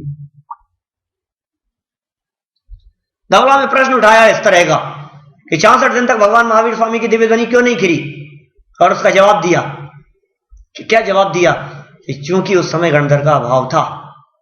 प्रश्न किया कि सौधर्म इंद्र ने गणधर को उपस्थित क्यों नहीं कर दिया, तो फिर जवाब दिया कि काल लब्धि के बिना असहाय सौधर्म इंद्र के गणधर को उपस्थित करने की सामर्थ्य का अभाव था। ओह, खैर कोई बात नहीं। 66 दिन बीत गए, इंद्र के दिमाग में विकल्प आया, क्यों हो गणधर नहीं है तो क्या करें कि कौन बन सकता है। फिर उसने लगाया अपना अवधि ज्ञान, पहले ही लगा लेता है, इतने दिन से पब्लिक परेशान हो रही थी, कोई बात नहीं। 66 दिन हो गए, काल लब्धि आ गई, उसने अपने अवधि ज्ञान का प्रयोग किया तो मालूम चला गणधर बनने का पात्र जीव तो एक ग्रहित मिथ्यात्वी दिखाई दे रहा है, जो अपने 500 शिष्यों के साथ में बैठा हुआ है और इंद्रभूति गौतम उसका नाम है। ब्राह्मण है, जैन नहीं है, विरोधी है, आएगा नहीं ऐसे। अब वो जब तक नहीं आएगा तब तक भगवान का उपदेश नहीं होगा। आप क्या करें, युक्ति सोची उसने। एक वृद्ध ब्राह्मण का वेश बनाया, अब ब्राह्मण का वेश बना करके चला गया वहां, और जैसा कि परंपरा से अपन सुनते आए हैं, एक श्लोक 4 पंक्तियां उस इंद्रभूति के सामने रखी अर्थ जानने की भावना से। वैसे ये बतलाना चाह रहा हूं कि उसको कुछ नहीं आता था, ये बतलाने की बात कर रहा हूं मैं आपको। क्या बात रखी सामने? त्रैकाल्यम द्रव्य षटकम नवपद सहितम जीव षटकाय लेश्या पंचान्य चास्तिकाया व्रत समिति गति ज्ञान चारित्र वेदा इत्येतन मोक्ष मूलम त्रिभुवन परिषद। 4 पंक्तियां उसने सुना दी वहां। उसके पास में जाकर के कौन चला गया? एक ब्राह्मण, वृद्ध बूढ़े ब्राह्मण का वेश बना करके वहां चला गया और उसके पास में जाकर के पूछा कि मैं महावीर का शिष्य हूं, वे कुछ बोलते नहीं है और मुझे जो है ये 4 पंक्तियों का अर्थ जानना है। आप संस्कृत के प्रकांड विद्वान हैं, आपकी बहुत प्रसिद्धि मैंने सुनी है, तो 4 लाइन का अर्थ जानने के लिए आपके पास में है। बोल 4 लाइनें क्या है? 4 लाइनें बता दी। अब इन्होंने अर्थ नहीं बतलाया। सामने 500 शिष्य बैठे हुए हैं, सभा लगी हुई है, इतने लोग हैं, एक ब्राह्मण व्यक्ति, वृद्ध व्यक्ति प्रश्न पूछ रहा है।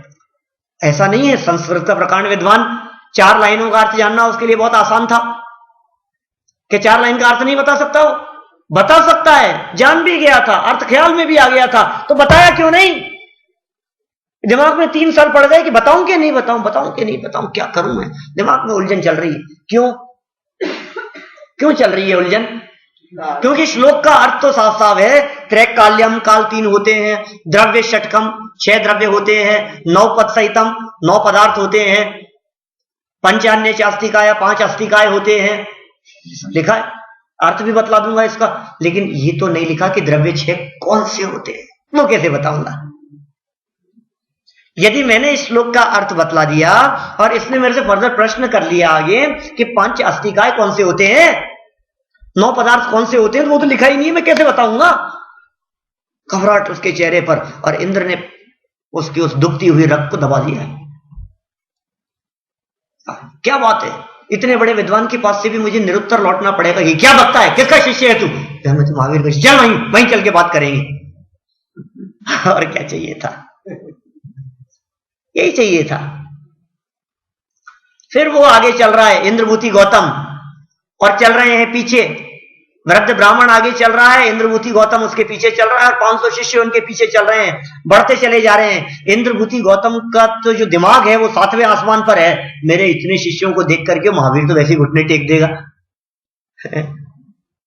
कौन होगा वो कि कौन? इतने शिष्य रजिस्टर्ड, इतने फॉलोअर्स है मेरे, इतनी भीड़ को देख करके, इतने रात्रि ठाट बाट के साथ में मैं जा रहा हूं।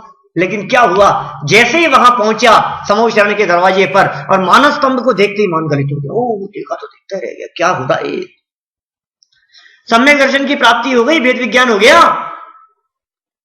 मानस स्तंभ को देखने मात्र से अब अंदर बढ़ रहा है, अब अंदर बढ़ रहा है तो क्या देख रहा है, छह ऋतुएं एक साथ फल रही फूल रही है। मैं सोचता था मेरे इतने शिष्य, यहाँ तो देवगति के जीव भी बैठे हैं, यहाँ तो तिरंज गति के जीव भी बैठे हैं, मनुष्य गति के जीव भी बैठे हैं, और देखो तो सही आप स्वरूप कैसा परस्पर विरोध को छोड़ करके बैठे हैं। जहां सर्प बैठा है वहीं नेवला बैठा हुआ है, जहां सिंह बैठा हुआ है वहीं हिरण बैठा हुआ है, जहां कुत्ता बैठा है वहीं बिल्ली बैठी हुई है। ये कैसी सभा है, ये कैसे लोग हैं, ये कितने देव हैं। वो तो उसका तो दिमाग चकराने लग गया। और फिर क्या था, कदम बढ़ते जा रहे हैं, देख रहा है छह ऋतुएं एक साथ फल रही फूल रही है, और ऊपर की तरफ देखा भगवान का रूप दिखाई दे रहा है, चारों तरफ मुख दिखाई देता है भगवान का, ऐसा लगता है भगवान मुझे ही देख रहे हो। कभी छत्र देखता है, कभी अधर देखता है, और भगवान अधर, कमल से 4 अंगुल ऊपर अधर विराजमान है, मेरी तरफ देख रहे हैं। क्या स्वरूप दिखाई दे रहा है, नेत्रों की पलकें नहीं झपकती है। ओहो, आश्चर्यचकित। लेकिन जैसे ही भगवान की तरफ देखा, अभी भगवान बोले नहीं है, समझ लेना, अभी क्या बोले भगवान कुछ भी, अभी तो मौन है, अभी तो चल रहा है, अभी तो कदम बढ़ रहे हैं उसके। लेकिन मानो भगवान ने कुछ कह दिया और इंद्रभूति ने सुन लिया। कि क्या कह दिया और क्या सुन लिया? मौन की भाषा शब्दों की भाषा से किसी रूप में कम नहीं होती है। क्या बस समझने वाले चाहिए, इशारे में समझ जाए बस। जैसे कई बार होता है ना कि छोटे बच्चे जो होते हैं, हमने कहा बेटा चॉकलेट खाएगा, क्या आप चॉकलेट नहीं खाते? खाता हूं। तो ले ना कि नहीं, कि क्यों, क्या हुआ? मम्मी मना कर रही है। कि मम्मी तो कुछ बोल ही नहीं रही है।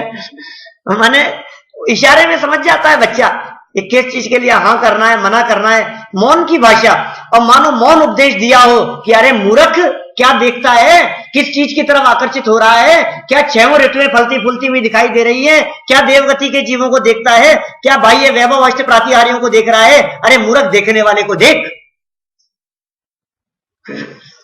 अंदर में देखा उसने, क्या हुआ, क्या देखा होगा? कदम बढ़ते जा रहे हैं और कपड़े उतरते जा रहे हैं। देखो तो सही आप, कदम बढ़ते जा रहे हैं, बाहर में वस्त्र उतर रहे हैं और अंदर में गुणस्थान चढ़ रहे हैं। कैसा स्वरूप होगा? गुणस्थान पहले से चौथा हो गया था, चौथे से पांचवा, छठवां, सातवां गुणस्थान हो गया, छठवां सातवां गुणस्थान हो गया, भावलिंगी संत हो गया, और ऊपर जाकर फर्स्ट सीट पर जाकर के विराजमान हो गया। 4 ज्ञान का धारी हो गया। जो कुमति कुश्रुत ज्ञान का धारी था, अभी वो मति ज्ञान, श्रुत ज्ञान, अवधि ज्ञान और मने पर्याय ज्ञान, 4 ज्ञान का धारी होकर के गणधर हो गया। अब जाकर के भगवान की दिव्य ध्वनि करना शुरू हुआ है। क्या स्वरूप है, क्या देखा होगा भगवान का रूप, क्या अनुभव किया होगा उसने। बोलो हम क्या क्या पढ़ना चाहते हैं। और फिर देखो आप, 30 साल तक भगवान की सभा में उपस्थित रहा, तब तक सुनता रहा हूं, 6वें 7वें गुणस्थान में लेकर के। जिस दिन भगवान महावीर स्वामी को केवल ज्ञान हुआ, मतलब निर्वाण हुआ, सुबह दीपावली, कार्तिक कृष्ण अमावस्या, और शाम को इंद्रभूति को केवल ज्ञान की प्राप्ति हो गई। सुबह भगवान महावीर स्वामी के निर्वाण होने के बाद में ऐसा दृढ़ संकल्प किया कि शाम तक केवल ज्ञान लेके उठूंगा नहीं, और शाम तक केवल ज्ञान हो गया उसको। ऐसा दृढ़ संकल्प हो तो कैसे नहीं हो सम्यक दर्शन की प्राप्ति। बोलो आप सबको यदि सम्यक दर्शन चाहिए तो अभी 3 घंटे बाद में मैं शांति भाई के यहाँ घर पर मैं करवाने वाला हूं सम्यक दर्शन। बोलो कौन कौन आएगा? जी थोड़ा सा टाइम ऑड है। आपको चाहिए ना, पहले से ये नक्की करो चाहिए कि नहीं चाहिए। जब हम बात करते हैं तब तो आप ये कहते हो कि हाँ हाँ बिल्कुल चाहिए। एक व्यक्ति हमारे पास में आए और उसने हमारे से आकर के कहा कि पंडित सच्चा सुख प्राप्त करना है, सम्यक दर्शन प्राप्त करना है, बिल्कुल पक्का करना है। हाँ बिल्कुल पक्का करना है, ये मैं करा तो दूंगा लेकिन कुछ करना। अरे आप जो कहोगे करने के लिए तैयार है, जब कहोगे करने के लिए तैयार है, बिल्कुल कमर कस के कि ये काम तो करना ही करना है। आप बताओ कब आना है और कहां आना है। लग रहा है बहुत इसकी वास्तव में इतनी इच्छा है तो ये सम्यक दर्शन प्राप्त करेगा ही करेगा। सामने कहा चलो ठीक है, एक काम करते हैं, सुबह 8 बजे बैठते हैं, मंदिर में मिलते हैं। कि नहीं 8 तो नहीं, 9 साढ़े 9 हो सकता है। तो कैसे कमर कस के बात करते हैं? इसका नाम कमर कसना है, इसका नाम दृढ़ता है, इसका नाम दृढ़ संकल्प है। इससे मालूम चलता है, इस प्रवृत्ति से मालूम चलता है कि हमें सम्यक दर्शन प्राप्त करने की कितनी जिज्ञासा है, कितनी तड़प है, हम कितने सतर्क हैं, हम कितने जागृत हैं सम्यक दर्शन प्राप्त करने के लिए। कैसे प्रयासशील हैं। हमारी प्रवृत्तियों को देख करके जितनी रुचि और जितना उत्साह भोजन के प्रति दिखाई देता है, हमारी अच्छी पसंदीदा चीज बनने वाली हो घर में और टेलीफोन से पता लग गया हो तो ऑफिस से 1 घंटा 2 घंटा पहले आ जाता है। कितनी रुचि है। लौकिक कार्यों को करने की जैसे रुचि दिखाई देती है वैसी सम्यक दर्शन प्राप्त करने की रुचि दिखती है क्या? और कभी यदि सम्यक दर्शन की बात भी की जाए तो कभी कभी तो ऐसे लगता है, जैसे मैंने अभी कही थी ना, साल 6 महीने में भी आपको ऐसे लगता है कि नहीं इतना जल्दी कैसे होगा। इसका मतलब यह है कि हम शायद अपने दिमाग में माइंड सेट कर चुके हैं, इसलिए काम होता नहीं है। कई बार क्या होता है, अपने जो माइंड है वो सेट हो जाता है बिल्कुल, ये नहीं हो सकता, नहीं हो, हम पहले से ही सोच करके चलते हैं हमारे दिमाग में कि ये काम तो ऐसा है, ये काम तो ऐसा हो नहीं सकता, ये काम तो ऐसा, दिमाग में चलती है वो बात। 2 भाई थे, एक मोहनलाल और एक रामलाल।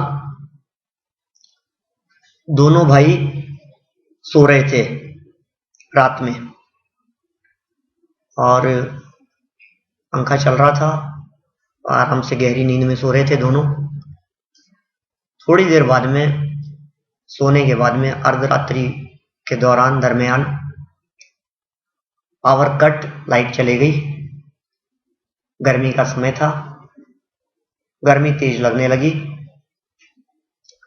तो जो रामलाल थे उनकी आंख खुली, गर्मी तेज थी, वे उठ करके दरवाजा खोलकर बाहर आ गए। रामलाल बाहर आ गए, मोहनलाल नींद आ रही थी। फिर धीरे धीरे करके उसकी भी आंख खुल गई, मोहनलाल की भी आंख खुल गई, बिस्तरों में लेटे हुए हैं। पंखा चल रहा है, पंखे को देख रहे हैं। इसी दरमियान खिड़की से बाहर से चोर आ गया एक। वो सो रहा है, मोहनलाल सो क्या रहा है, जग रहा है, देख रहा है, चोर आ गया। नजदीक आकर के मोहनलाल के तकिए के नीचे से उसने चाबी निकाली और तिजोरी का ताला खोला और वो देख रहा है मोहनलाल। और तिजोरी का ताला खोला, सारा सामान निकाला, वो उसमें अपने थैले में, अपने बैग में भरा। वो सो रहा है, वो कुछ बोल नहीं रहा है, सो रहा है मतलब लेटा हुआ है ना। वो उठा नहीं, वो चिल्लाया नहीं, वो बोला नहीं कुछ भी, और सब देख रहा है, उसने आवाज नहीं लगाई। और चोर चोरी करके सामान लेकर के चला गया। अब मैं आपसे पूछता हूं, मेरा एक प्रश्न है इस पूरे घटनाक्रम जो मैंने आपको सुनाया है इसमें, कि वो मोहनलाल, उसने ऑब्जेक्शन क्यों नहीं किया, वो बोला क्यों नहीं, और क्या मतलब ये क्यों उसने ऐसा करने दिया? क्या आप बता सकते हैं इसके पीछे क्या कारण है? बोलो, दिमाग लगाओ, गैस करें अपन। सबके अपने अपने जवाब हो सकते हैं इसमें, क्या कोई कुछ जो भी हो। बोलिए प्रभावित। चिंतन में लगा होगा? नहीं, और क्या चिंतन में लगा होगा? सोचा होगा कि भाई जान प्यारी है, जान प्यारी है, ऐसा नहीं। सोचा अपना भाई होगा, ऐसा भी नहीं। मेरे नसीब में नहीं था, ऐसा भी नहीं। और जो होना है तो निश्चित है, जिसको जाना है जो जाएगा, है? नहीं सोच पा रहे हैं ना आप लोग, इसलिए नहीं सोच पा रहे हैं क्योंकि आप लोगों का माइंड सेट है कि क्या मतलब, कि मैं बता रहा हूं क्यों नहीं किया। क्योंकि वो जो मोहनलाल सो रहा था, वो मोहनलाल उस रामलाल का 6 महीने का छोटा भाई था, 6 महीने की उम्र वाला।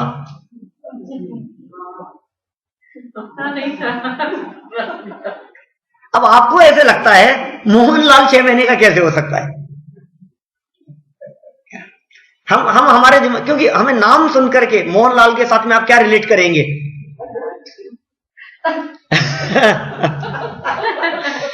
हम लोग का सेट है ना माइंड, आप सोच भी नहीं सकते हैं ये चीज, हमारे दिमाग में ये बात आ ही नहीं सकती है, हमारी कल्पना में भी ये बात नहीं आ सकती है।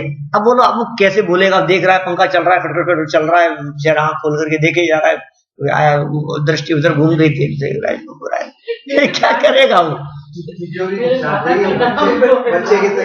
खुद के तकिए के नीचे है जहां भी। नाम तो अब जो भी है इसमें क्या है, लेकिन हम ये आपसे कहना चाह रहे हैं कि किसी भी नहीं, देखिए आप किसी भी बात को सुनकर के, क्यों बच्चे का नाम मोहनलाल नहीं होगा तो बड़े होकर के मोहनलाल कैसे हो जाएगा नाम? कैसी बात कर रहे हैं? जब बचपन में उसका नाम मोहनलाल रखा जाएगा तभी तो बड़े होने पे वो मोहनलाल कहलाएगा।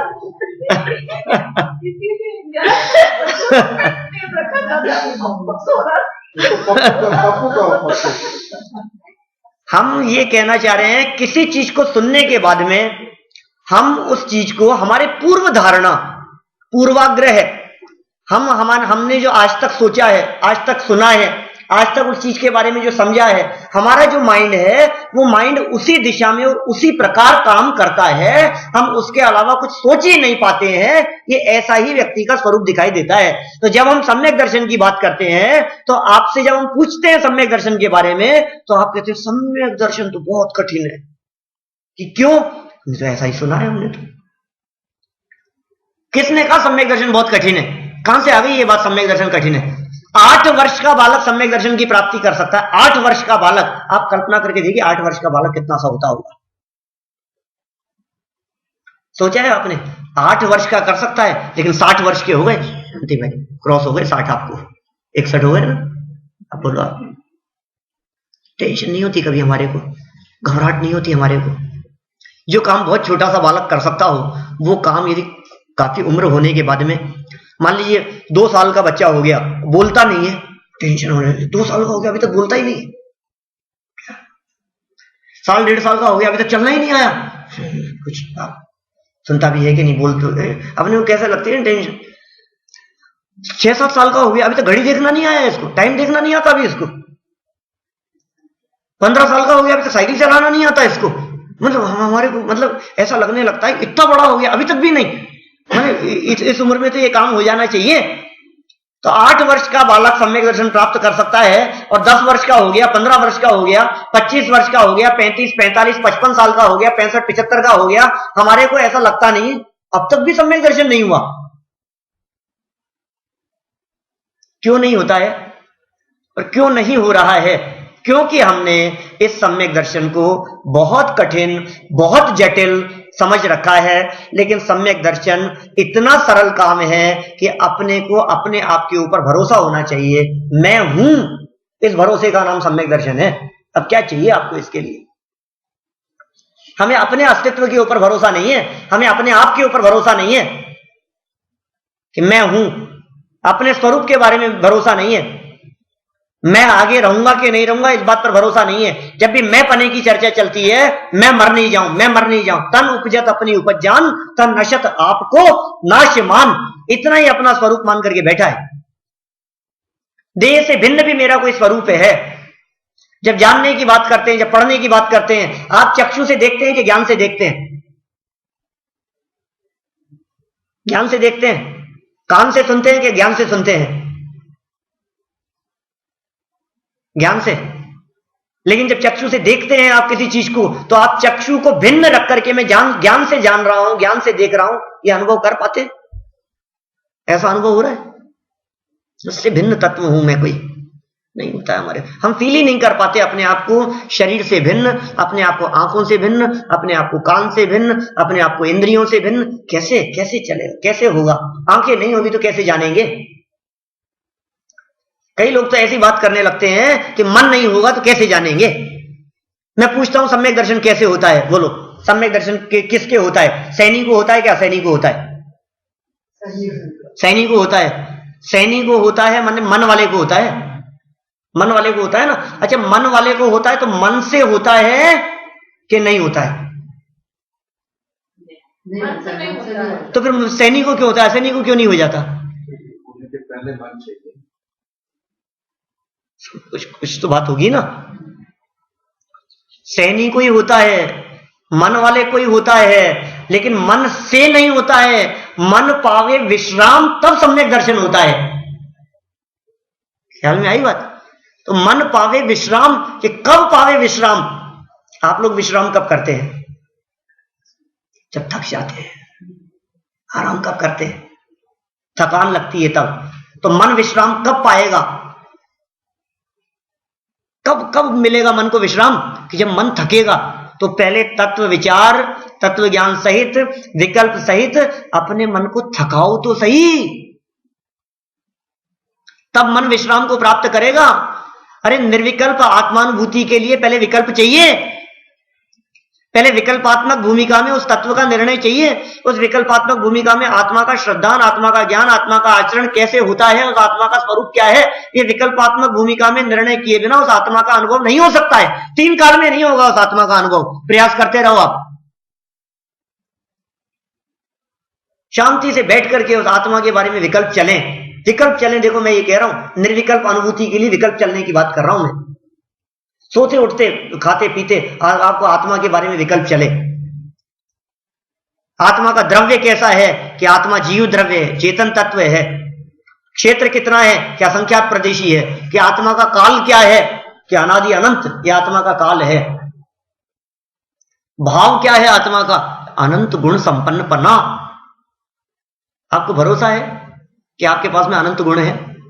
आपको पता है कि आप वैभव संपन्न है? हमारे पास में अंदर में कितना वैभव है, इस बात की खबर है? जिसे अपने वैभव की खबर नहीं है, वो व्यक्ति दूसरे के वैभव को देखता है, पर की तरफ दृष्टि डालता है। हम कहते हैं भैया पर से दृष्टि हटा, अपने आत्म वैभव को देख, अंतरंग वैभव को देख। खूब विकल्प चलने चाहिए, खूब विकल्प चलने चाहिए।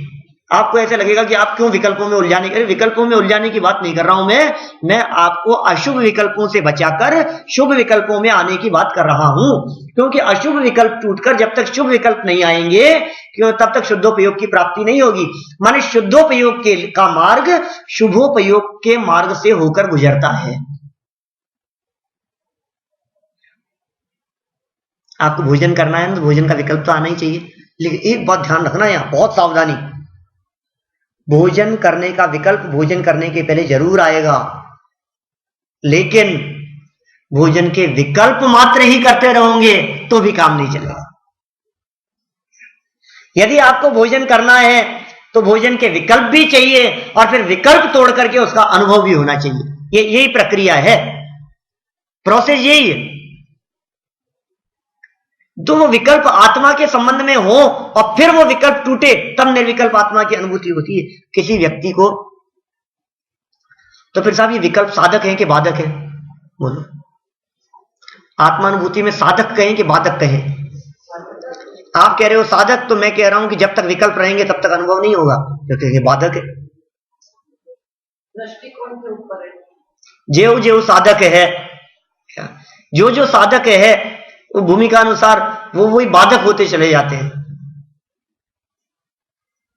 जैसे मान लीजिए आप एक राजा के एक इकलौता बेटा है, राजकुमार। हम आपसे पूछते हैं कि वो राजकुमार राजा कब बनेगा? बोलो। दो स्थितियां हो सकती है, या तो राजा मर जाए या राजा दीक्षा ले ले। या तो पिता मर जाए या पिता दीक्षा ले ले, तब उसको चांस मिलेगा राजा बनने का। अब जब तक वो दीक्षा नहीं ले गया, जब तक मरे नहीं, तब तक उसको राज्य मिलता नहीं है। अब हम आपसे पूछते हैं, दुश्मन है ना वो, ये साला है, जब तक बैठा रहेगा ना ये, तब तक मेरे को राज्य नहीं मिलेगा। दुश्मन है कि नहीं? लेकिन ध्यान रखना, यदि आप उसको दुश्मन कहते हो तो यदि ये बेटा इसका नहीं होता तब भी राज्य नहीं मिलता। माने राज्य मिलने के लिए जितना उसका बेटा होना जरूरी है, उतना ही उसका अस्तित्व मिटना भी जरूरी है। ख्याल में आ रही है बात? इसी तरह से आत्मानुभव प्राप्त करने के लिए जितना आत्मा के संबंध में विकल्प जरूरी है, उतना ही उन विकल्पों का टूटना भी जरूरी है।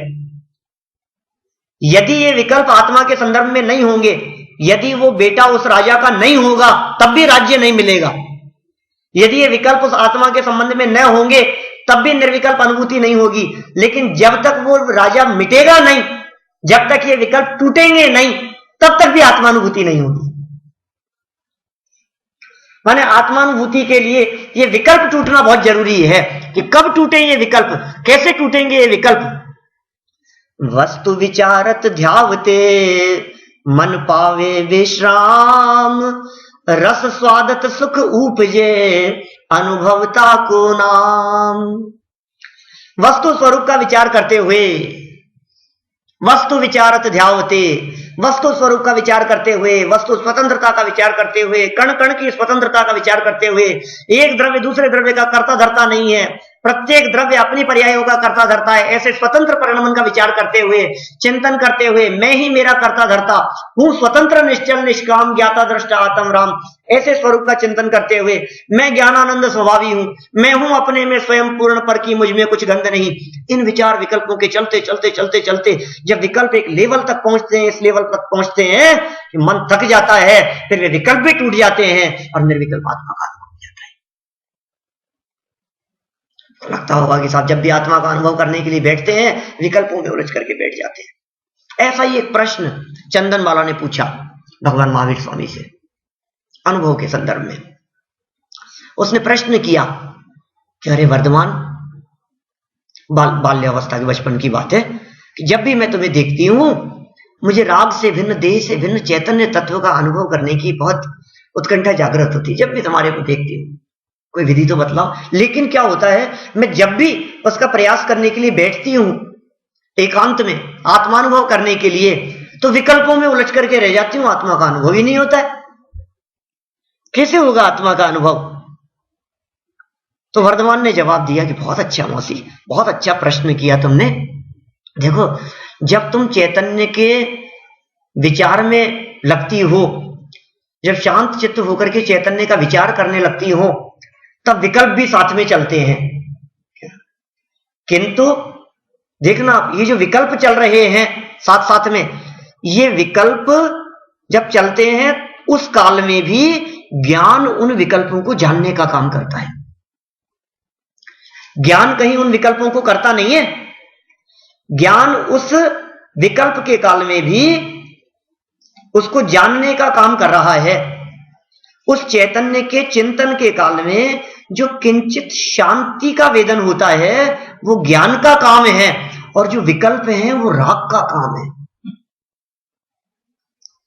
जब ज्ञान के उस कार्य को और राग के उस कार्य को भिन्न भिन्न जानोगे तो विकल्प से दृष्टि हटेगी और शांति का रस बढ़ता चला जाएगा, और वो राग का विकल्प टूटकर निर्विकल्प आत्मा का अनुभव हो जाएगा। तुम प्रयास करो, तुम्हें अनुभव होगा। उसने प्रयास किया, उसे आत्मा का अनुभव हो गया।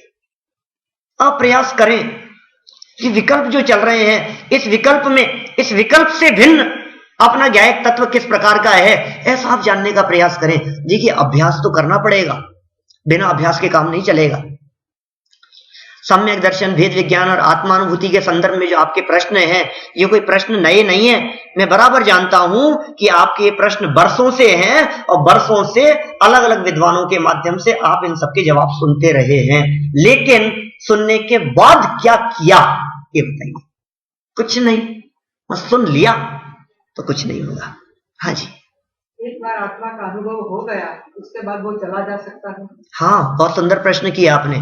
आत्मा का अनुभव होने के बाद में ये अनुभव से बाहर तो आएगा ही, क्योंकि अनुभव की दशा तो शुद्धोपयोग दशा है। अब जब ये बाहर आता है तो वापस विकल्प चलने लगते हैं। लेकिन एक बार रस उसने चख लिया है, एक बार सम्यक दर्शन की प्राप्ति हो गई है, एक बार जिसने वो काम कर लिया, अब दोबारा दौड़ा चला आएगा उपयोग। और फिर क्या होता है, कुछ काल बाद में इतना अभ्यस्त हो जाता है, फिर तो खाते खाते भी अनुभव होता है, फिर चलते चलते भी अनुभव होता है, फिर मुनि भूमिका में, छठवें सातवें गुणस्थान की भूमिका में, फिर तो क्षण क्षण में अंतर्मुख होकर के अतीन्द्रिय आनंद का रसास्वादन करते हैं। देखिए, विधि बहुत सरल है, लेकिन जब तक अभ्यास न होवे तब तक कठिन लगती है। दुनिया का कोई काम ऐसा नहीं है जो फर्स्ट टाइम करने पर आपने ये कह दिया हो ये बहुत सरल है। पहले दिन कंप्यूटर हाथ में लिया था तो आपको लगा था क्या है यार, मेरे से तो नहीं होता है। पहले दिन रोटी बनाने के लिए कहा था तो मेरे से तो बनती नहीं है, आटा लगता ही नहीं है, मेरे से तो नहीं होता है कुछ काम।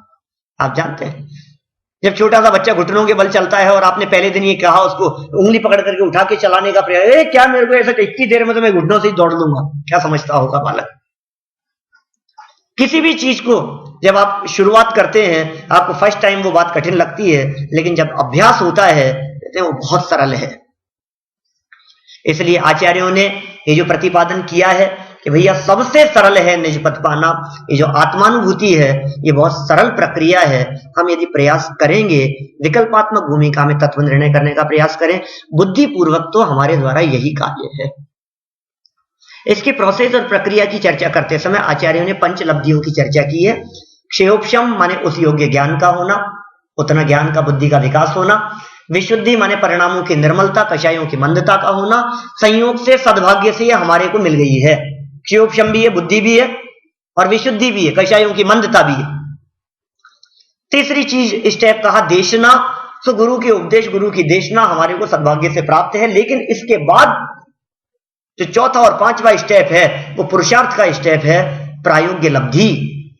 जो बात देशना में सुनी है उसका प्रयोग प्रायोग्य लब्धि में क्या है, उसका प्रयोग, अप्लाई, चिंतन मनन घोलन, बार बार में उसके बारे में विचार चिंतन चल रहा है, ये प्रायोग्य लब्धि। और जब प्रायोग्य लब्धि की मर्यादा पार होती है तो कर्ण लब्धि में तो सम्यक दर्शन की गारंटी हो जाती है। तो बुद्धिपूर्वक तत्व विचार करने में ही हमारा पुरुषार्थ चलता है, यही हमारे द्वारा करने योग्य कार्य है। और हम सारे विकल्प तोड़कर बुद्धिपूर्वक तत्व निर्णय करने का प्रयास करें। मूल तत्व ज्ञान गुरुदेव श्री के प्रताप से हमारे को मिल गया है। असली तत्व ज्ञान, प्योर शुद्धात्म तत्व की चर्चा, त्रिकाली ध्रुव भगवान आत्मा की चर्चा, कारण परमात्मा की चर्चा, बने बनाए भगवान की चर्चा, हूं परमात्मा क्यों एम नक्की कर, ऐसी चर्चाएं इस काल में भी आदिनाथ की नहीं, आदिनाथ के स्वरूप की ही नहीं, अनादिनाथ के स्वरूप की चर्चा, जो अनादि से परमात्मा है, ऐसा त्रिकाल परमात्मा, उस परमात्मा की चर्चा हमारे को सुनने समझने को मिल गई है। हम उसका अनुभव करने का प्रयास करें, चिंतन मनन, खूब चिंतन मनन करें, खूब अभ्यास करें, निश्चित रूप से सम्यक दर्शन की प्राप्ति होगी ही होगी। आप सभी के जीवन में ऐसे सम्यक दर्शन की प्राप्ति हो, ऐसे आत्मा का अनुभव हो, इसी मंगल भावना से मैं बात कही।